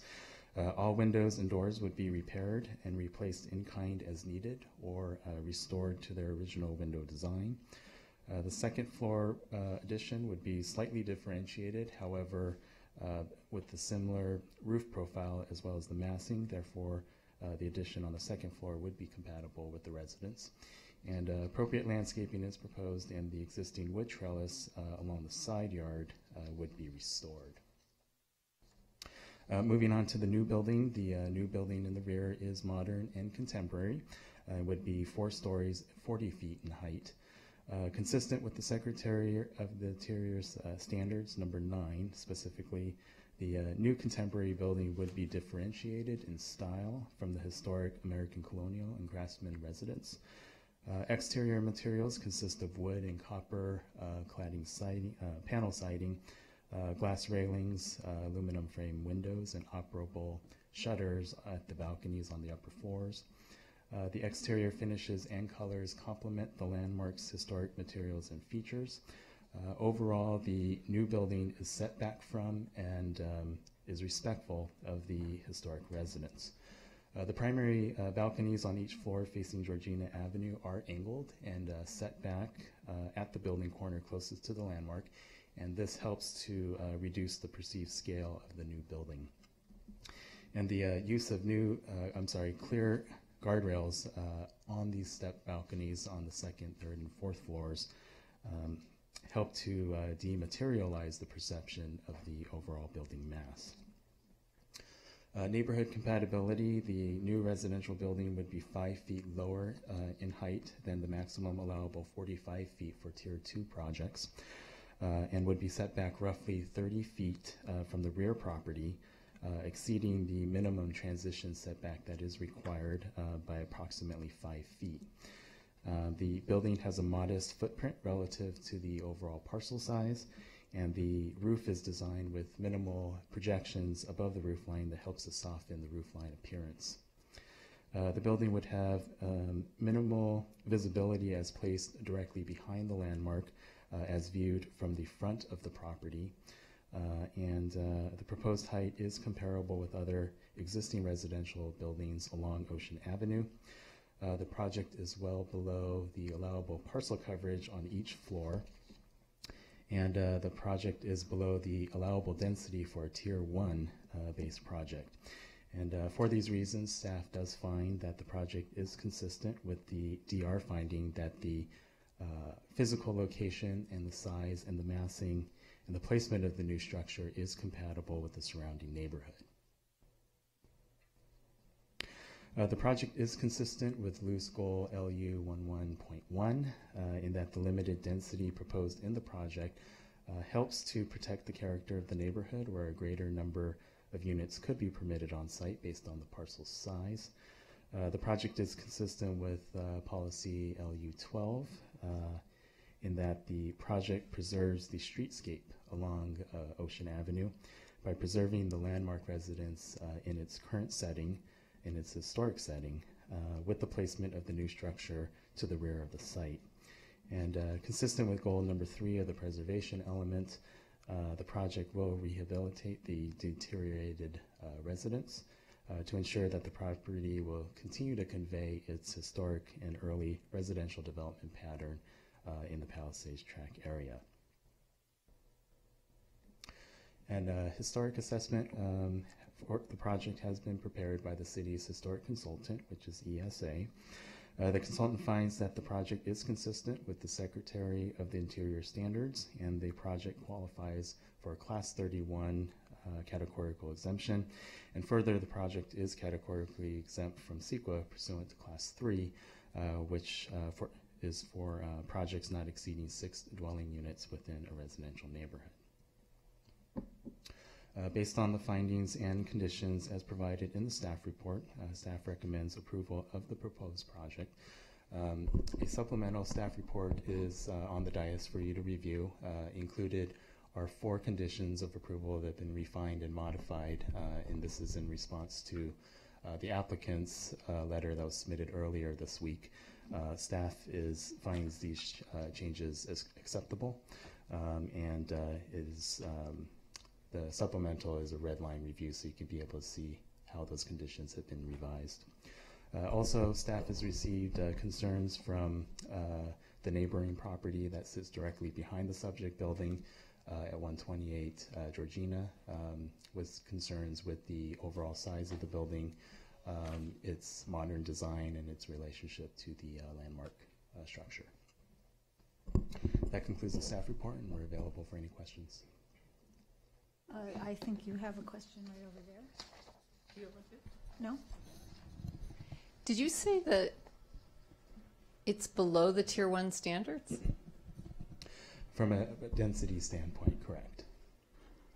So, but not others, not other Tier 1 requirements? For the Tier 1, it being at 5 units could have a 6-unit project. So it's below the Tier 1 from a density standpoint. The Tier 2 density rate would increase that, and I believe in the staff report we said you could achieve potentially 25 units, but of course that's not recognizing that a landmark building is there. But at any rate, so based on the Tier 1 density, it's 1 unit less than what a Tier 1 maximum, I guess, would be. Can I ask why we're hearing this as a DRP if it's below Tier 1?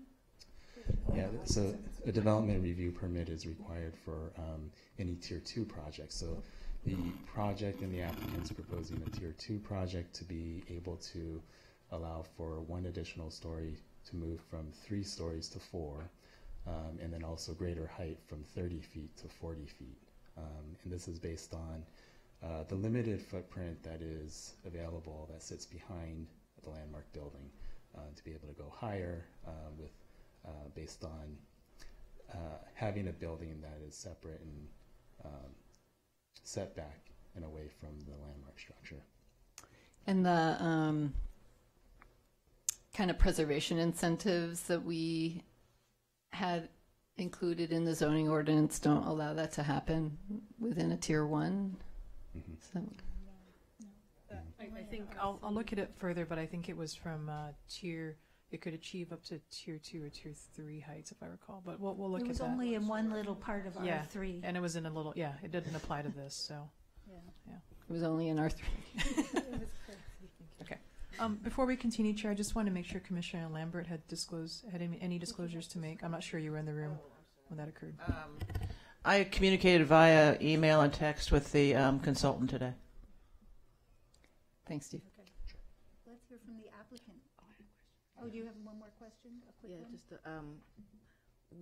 one? I'm taking a look at the supplemental staff report, and of course I read the letter that came in from the applicant's representative regarding the changes they were requesting to the conditions. Can you explain why staff wanted and had originally proposed to us the language that talked about securing and boarding up all openings, including a security fence? So that's a standard condition that we have, and recognizing that this is a landmark property changes that up a little bit. So boarding up the windows, and if it's a building that's not occupied, normally what we want to do is make sure that nobody is able to get into those properties. So you have the conditions where there's fencing, there's boarding up of the windows, so you don't have people breaking into the building where there's a safety issue. For this property being a landmark, we probably want to have some more sensitivity in terms of not adding boarding to the side if we don't have to. Now, currently we do have, the property owner does have fencing around the perimeter to keep people out. And then also the condition also is about landscaping and making sure that debris or even overgrown landscaping potentially is removed so that you don't have any visual things that obstruct sites so people can't hide behind things. But this being a landmark property, we don't want to touch the landscaping either, so we want to make sure that those things are not just easily just changed. So that's why we've kind of are okay with relaxing the conditions that we don't have to board up the windows in this instance. So you were just saying, so board up the windows, but you're okay with leaving the suggestion that there should be a fence? Or yeah, let's see here. Let me actually get it.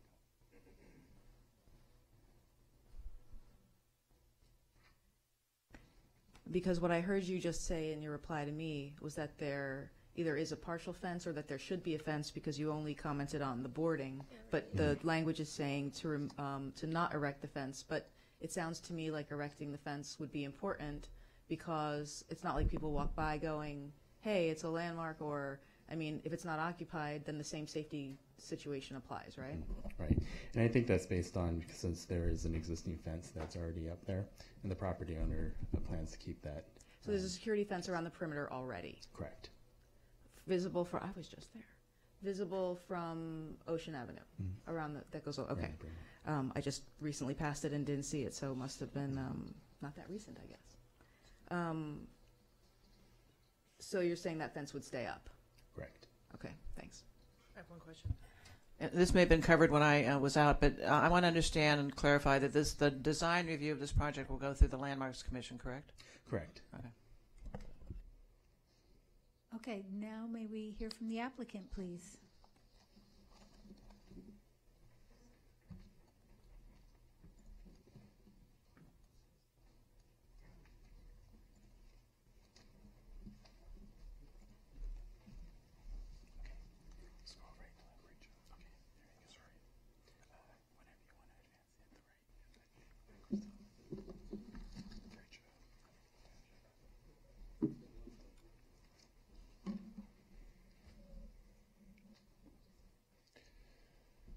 Hello, everyone.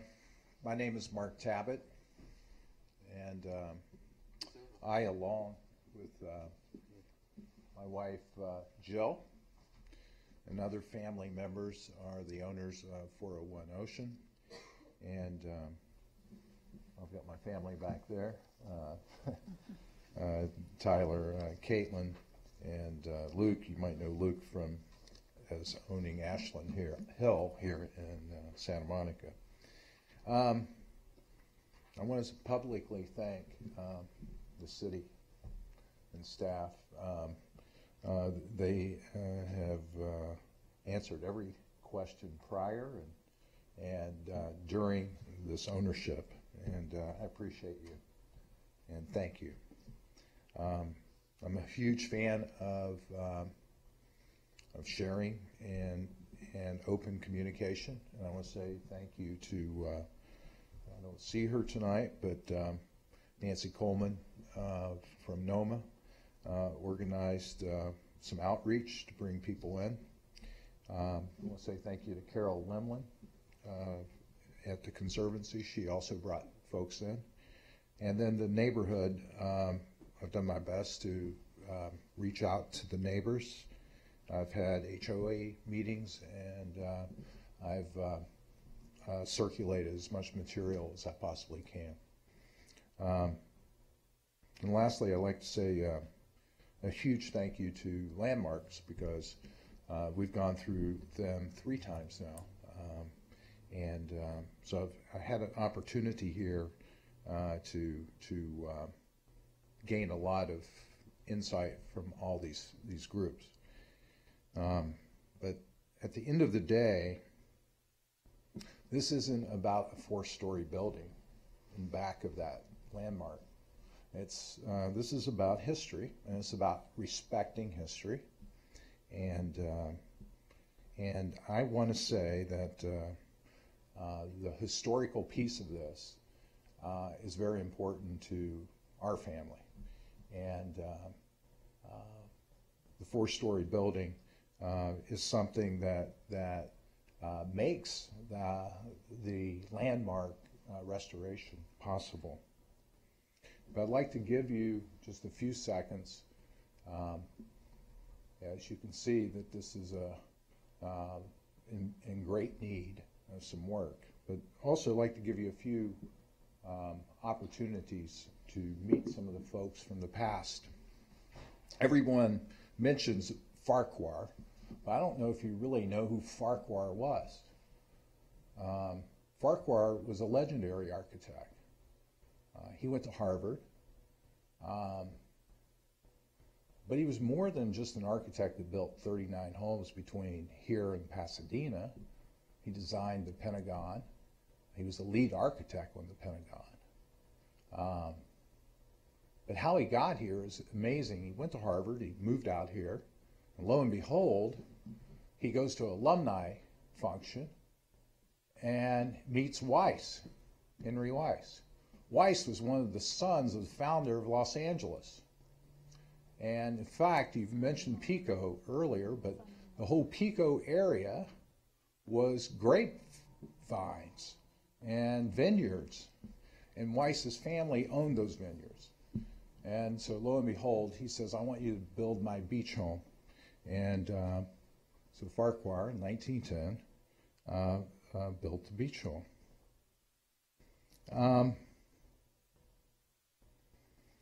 Besides that, being an architect, he was an amazing man. He gave up that practice. In 1918, he voluntarily, at the peak of his career, voluntarily gave up his practice to go serve in the Red Cross in Italy. And he didn't have to do that. And when he came back, he was already married before he left, but he married prior to Marion Jones. And Marion Jones is the daughter of Senator Jones. And she gets no credit. And she is an amazing person in her own right. Most people don't know this, and I didn't know it. But she won the U.S. Open Tennis Championship in 1899 and 1901. Not the Santa Monica Tennis Championship, but the U.S. Open Women's Championship. And she was also the first female medal winner of any Olympic. And she won the Paris Olympics. This is all about respecting history. They were a power couple. This was America's first power couple. Lastly, in terms of some of the history, it's hard to believe. I mean, if you see that photo on the right, that's the racetrack. That's the racetrack down Ocean Avenue to San Vicente to Wilshire. I mean, think about that. I mean, where our home is located is near the finish line. So while folks in 1916, when that photo was taken, 1916, they're cheering on cars to go as fast as you possibly can. And somebody said that they walk by or drive by. Now we want speed bumps. So things change, but some things can be preserved. And we want to preserve this. We want to do our best to restore this property. And so I want to say thank you to my team, and this is a great team. David and Barbara Kaplan have led me down this path, and it's a great reality to do it. Then they have two folks that are just amazing individuals, and that's Michael Morgan and Benito. Thank you. And I've got two other members of the team, Jake from KSA and Glenn from the lead consultant. And soon you'll see how all these folks back here took all the information from all these other folks that we've talked to and put it together for all of you. So quarterbacking our team is another friend. All these folks have become friends. But a good friend now, Ken Kutcher. Ken? And thank you. Thanks, Mark. Ken Kutcher here on behalf of Mark and Jill Tabbitt. And I'm really here to urge the commission to approve this important residential project as well as a preservation project. It's one of those twofers. We have housing, which is, of course, a desired need. We heard some of that articulated earlier in the prior hearing, and rehabilitation of a important historic landmark for our city, as Mark indicated. Unlike a number of the preservation projects that I've worked on, this does not need any modifications, variances. This is consistent with all the zoning code requirements and standards. This includes the height, density, and could you advance the slide on the? I'm not really sure. But height, density, setbacks, parcel coverage, parking. We've covered all the criteria, and of course that means that pursuant to state law that this commission has an obligation to approve this project and not reduce its density either, unless you could meet some narrow findings, which we don't believe you can make in this circumstance, and that's addressed in your staff report at pages 14 through 15. On top of that, there are a lot of policy reasons to approve this. I mentioned the housing ones. And of course, preservation is articulated both in your loose and in the preservation element. And preservation also has sustainability aspects to it, which is another important part. I'd like to thank staff report, the supplemental staff report, for addressing our concerns with respect to several of the conditions. I pointed out belatedly tonight that I also might want to take a closer look at condition number 98. About a security gate to an underground parking garage, which we don't have here. It's a standard condition, but it doesn't quite apply here. With that, I'll turn it over to the architects to finish the presentation. Thank you.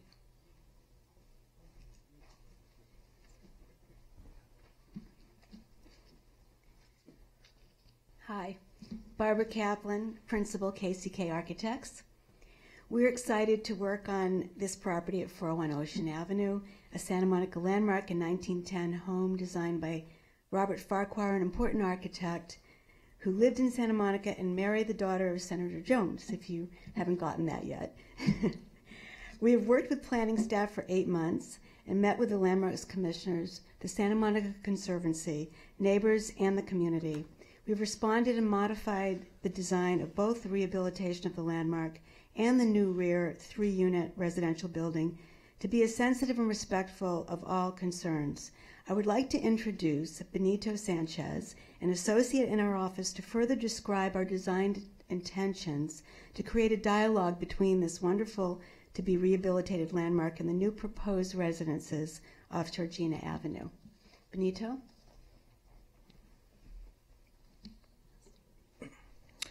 Good evening, Planning Commissioners. My name is Benito, an associate with KCK Architects. I'm pleased to present this project on behalf of Barbara and David Kaplan, as well as Michael Morgan, Ali Mugadam, and the rest of the project team. As Barbara mentioned, we are thrilled to work on this project and to develop the design that we are presenting tonight.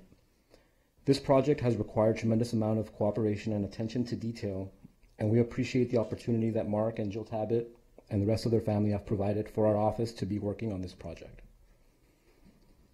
From the outset of the project, the team's goal has been to sensitively address the rehabilitation of the landmark building with only a slight modification to the back of the historic house by adding a bedroom at the second level open deck and an open deck over a modified courtyard.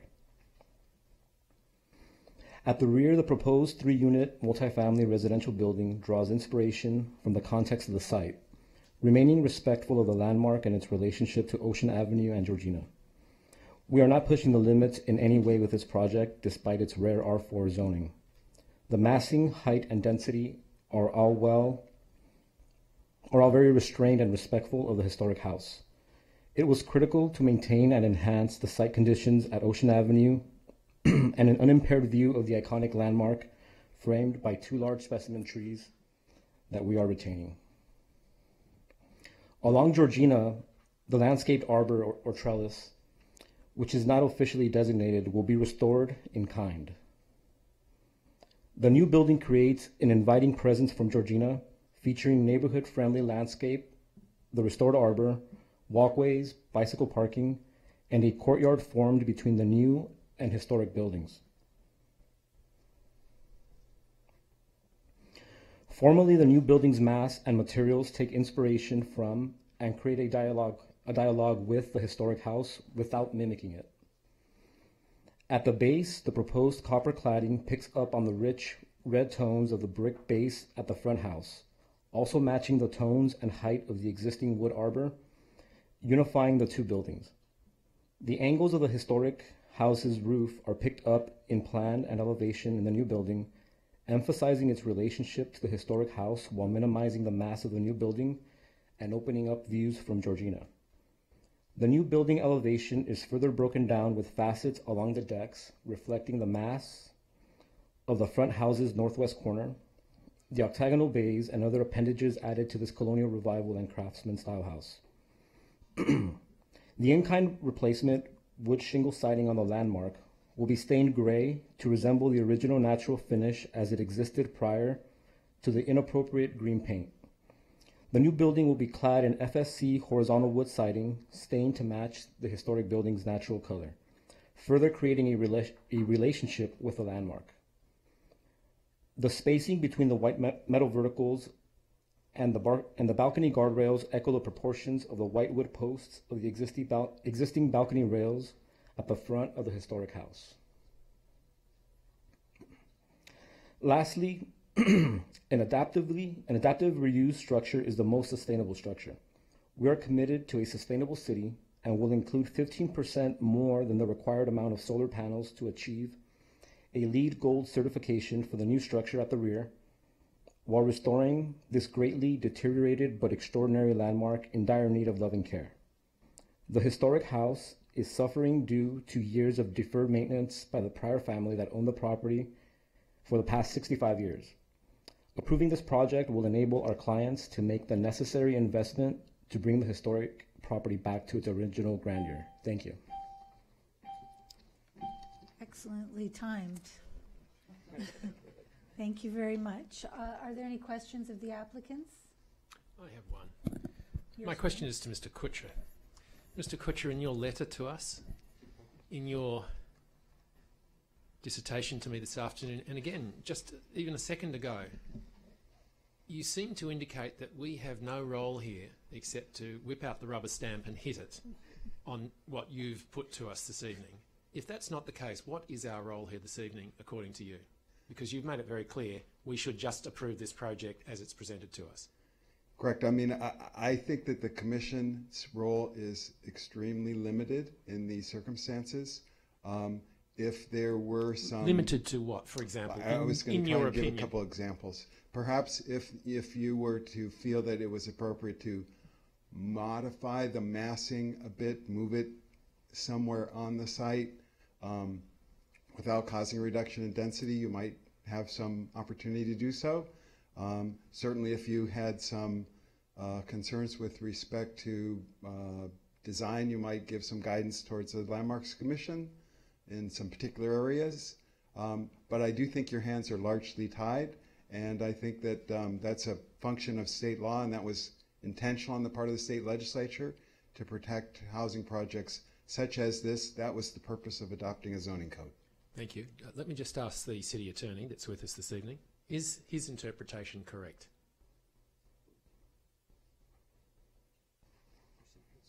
And naturally, your opinion will prevail.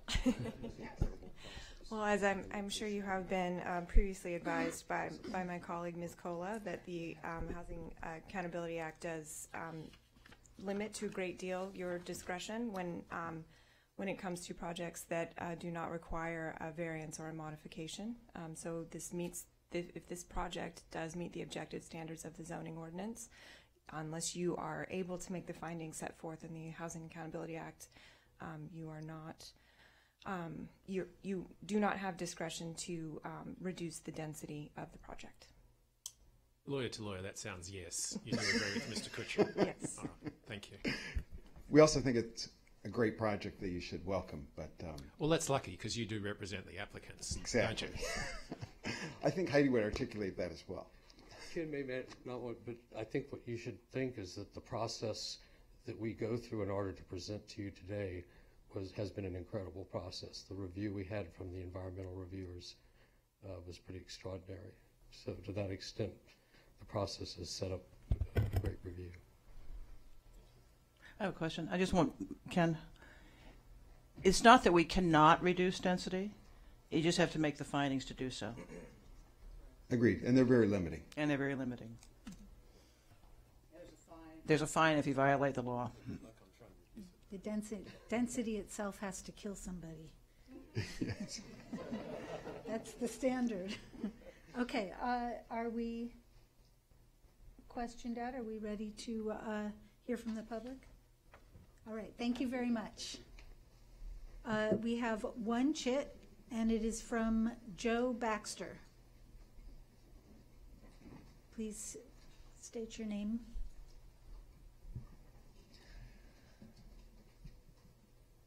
My name is Joe Baxter, and I'm a neighbor of this house. And one, I'm horrified that there aren't more of my neighbors here. It truly breaks my heart because the woman that owned this house so desperately wanted to save it. And I've lived around the corner for 15 years. And her maid told me a few years ago when they got the designation how happy she was. My understanding, and my neighbors as well as I discussed this, was that this entire property would be preserved. Not just the house, but the entire property. So this proposed 4-story building behind it, it breaks my heart. I feel like if this was an endangered species, it's like the last snow leopard. And yet, there seems to be no passion about our community enough to save this entire piece of property. That there isn't somebody with all the money in Santa Monica that could say that this is a landmark.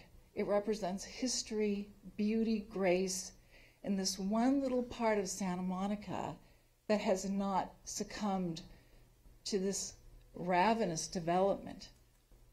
The quality of life in Santa Monica has changed dramatically with the hotels and the growth. And anyway, this one place seemed to be something that we could, in the neighborhood, look to of another time and think that our city cares enough that we're going to save this one place.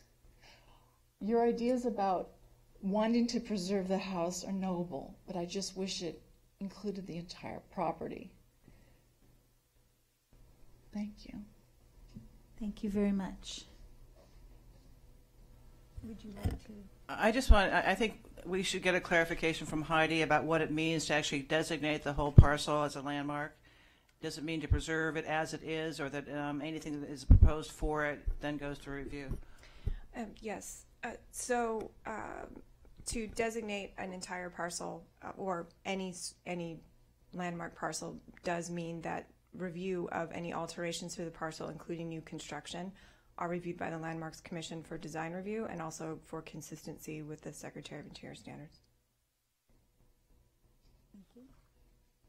Does anyone want to start discussion? You want to hear more stories about Mr. Jones or Mr. Wise? I've got plenty. You were usurped. I was usurped. That was my stuff. I will say that his father-in-law founded the Southern California Historical Society. So that's interesting. Response. I'm sorry. I got carried away with all that. It's my stuff. I can't blame you for that. I wanted to echo the response that you heard from Deputy City Attorney Von Tonglen with respect to the landmark parcel and landmarking the entire site. The landmark designation was specific to the house. The owner came back in, the new owners, the Tabbets came back in 2017 to also designate the parcel. That does not freeze everything for time. The question about the landmark parcel is to have some design control over the compatibility of other improvements that will occur on the site. But of course, the purpose of landmarking is not to freeze things in time, is to evolve with the changes, as the two former landmarks commissioners who are on your commission have heard and articulated on many occasions. We want landmarks to live and evolve and continue to be productive parts of the community, and this project is a way to try and get there. Thank you very much. Discussion? I would just say, since there's already a fence around it and the staff originally proposed providing the maximum protection for this during the process, I would say that the condition 38 should be amended to say the existing structure and existing security fence shall be maintained. And other than that, I feel supportive for the most part of what we've heard this evening. Well, I guess you go I'll just ahead. say one thing. I just want to say, after years on the Landmarks Commission and working in historic preservation for a long time, that the unfortunate truth sometimes in preservation projects is that in order to afford the restoration of a historic property, there has to be some kind of income production from the property. And I think that's what we're looking at here.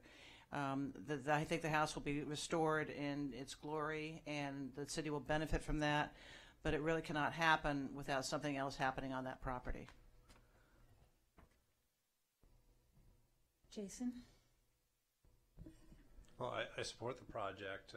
We did receive written correspondence from neighbors who were concerned about how the proposed new structure related to the original house, and as I see it, the massing of what's proposed with this new project is appropriate, not just for the site, but also for the community at large, and that the Landmark Commission's review, the design review process, is an important part of the process. Where concerns about how the new structure relates to the older one really need to be heard and to be considered. Thank you. Amy? I think this project is really exciting. I mean, this is such, as the member from the public said, this is really a unique and special building and special landscaping, and it really stands out. And but its location in a place where there's already taller, higher density buildings adjacent to it, and I really feel like that new building, even though it's on the same parcel as the historic building, really fits with the scale and character of the rest of the neighborhood. I think it's an incredibly unique opportunity, and it'll be exciting to see this building restored. So I support the actions. Well, I'm very excited to see the front building preserved so completely, and the fact that this additional building doesn't even touch it means a lot. I think that because the new construction clearly corresponds to the front building and yet has space around it and is proportional in its footprint, it still preserves the sense that it is one lot and that it was a lot that had an open space, which now has a building. So I don't feel that it actually permanently detracts, it doesn't permanently remove the story of the landmark. In terms of the neighbor letters for height, because I had that opinion I just expressed, I really wanted to go back one more time this afternoon and really look carefully at the height.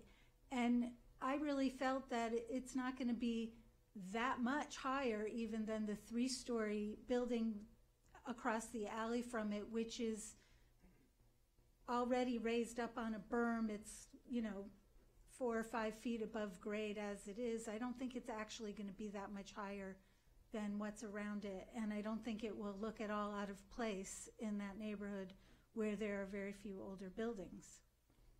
All that said, I do have one little note for the Landmarks Commission, because that's the kind of person I am. The non-contributing railing on the front, on the porch, I'm not comfortable with a non-contributing element being replaced with a larger non-contributing element. And so I would be more comfortable if it were replaced in kind with a safety railings set back or thinner, or however those guys do it, so that it doesn't look like an even bigger non-contributing element on the front of the structure. So that's my only note that I would pass on. And am I allowed to make motions? I would like to move that we approve this. I think, did you want to say anything before I move? And that we adjust the 4 conditions in the supplemental report, but adding the fence back in 38. And Mr. Kutcher mentioned that in 98 there's something about a security gate which we could clean up. And with those changes. Second. There's a second. Discussion? No more discussion? Oh, you do? Okay. Yes. So I would like to raise the question if the maker of the motion and the seconder, when I look at the design that's proposed, I see this structure as, even though it's the Georgina side is really the side yard, that the way that this new structure relates to the street, it really is going to read as the front of the building, the Georgina side. So, and I don't know, I question whether the entrance is strong enough to kind of carry that responsibility of being the front of the building.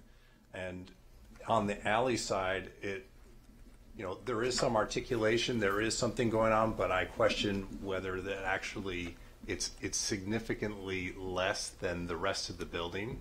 And if perhaps a statement to the Landmarks Commission that the alley side of the building should have a stronger relationship to the other sides.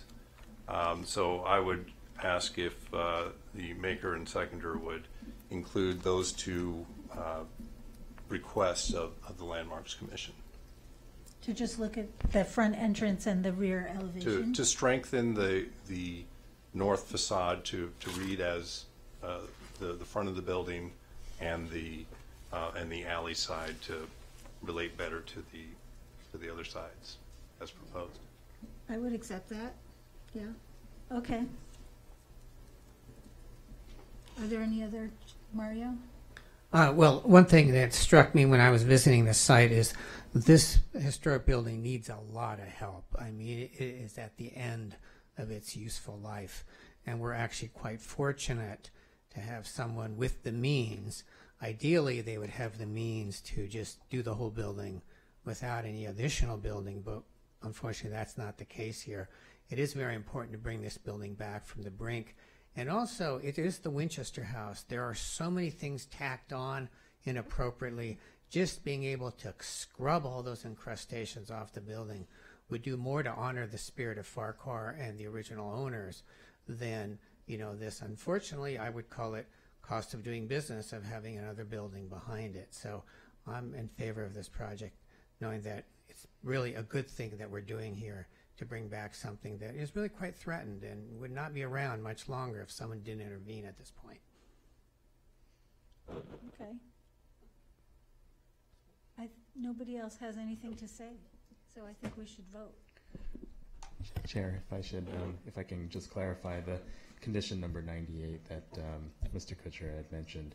That is a condition that's specific to the opening of a subterranean garage, so staff would recommend just the removal of 98. It's a standard condition, Okay. but just to remove it for clarity.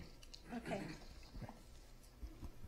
And I just want to clarify, the first action here is to approve the vesting map Right. first, before we move on to the DR. So Does anyone want to move the vesting map? So moved.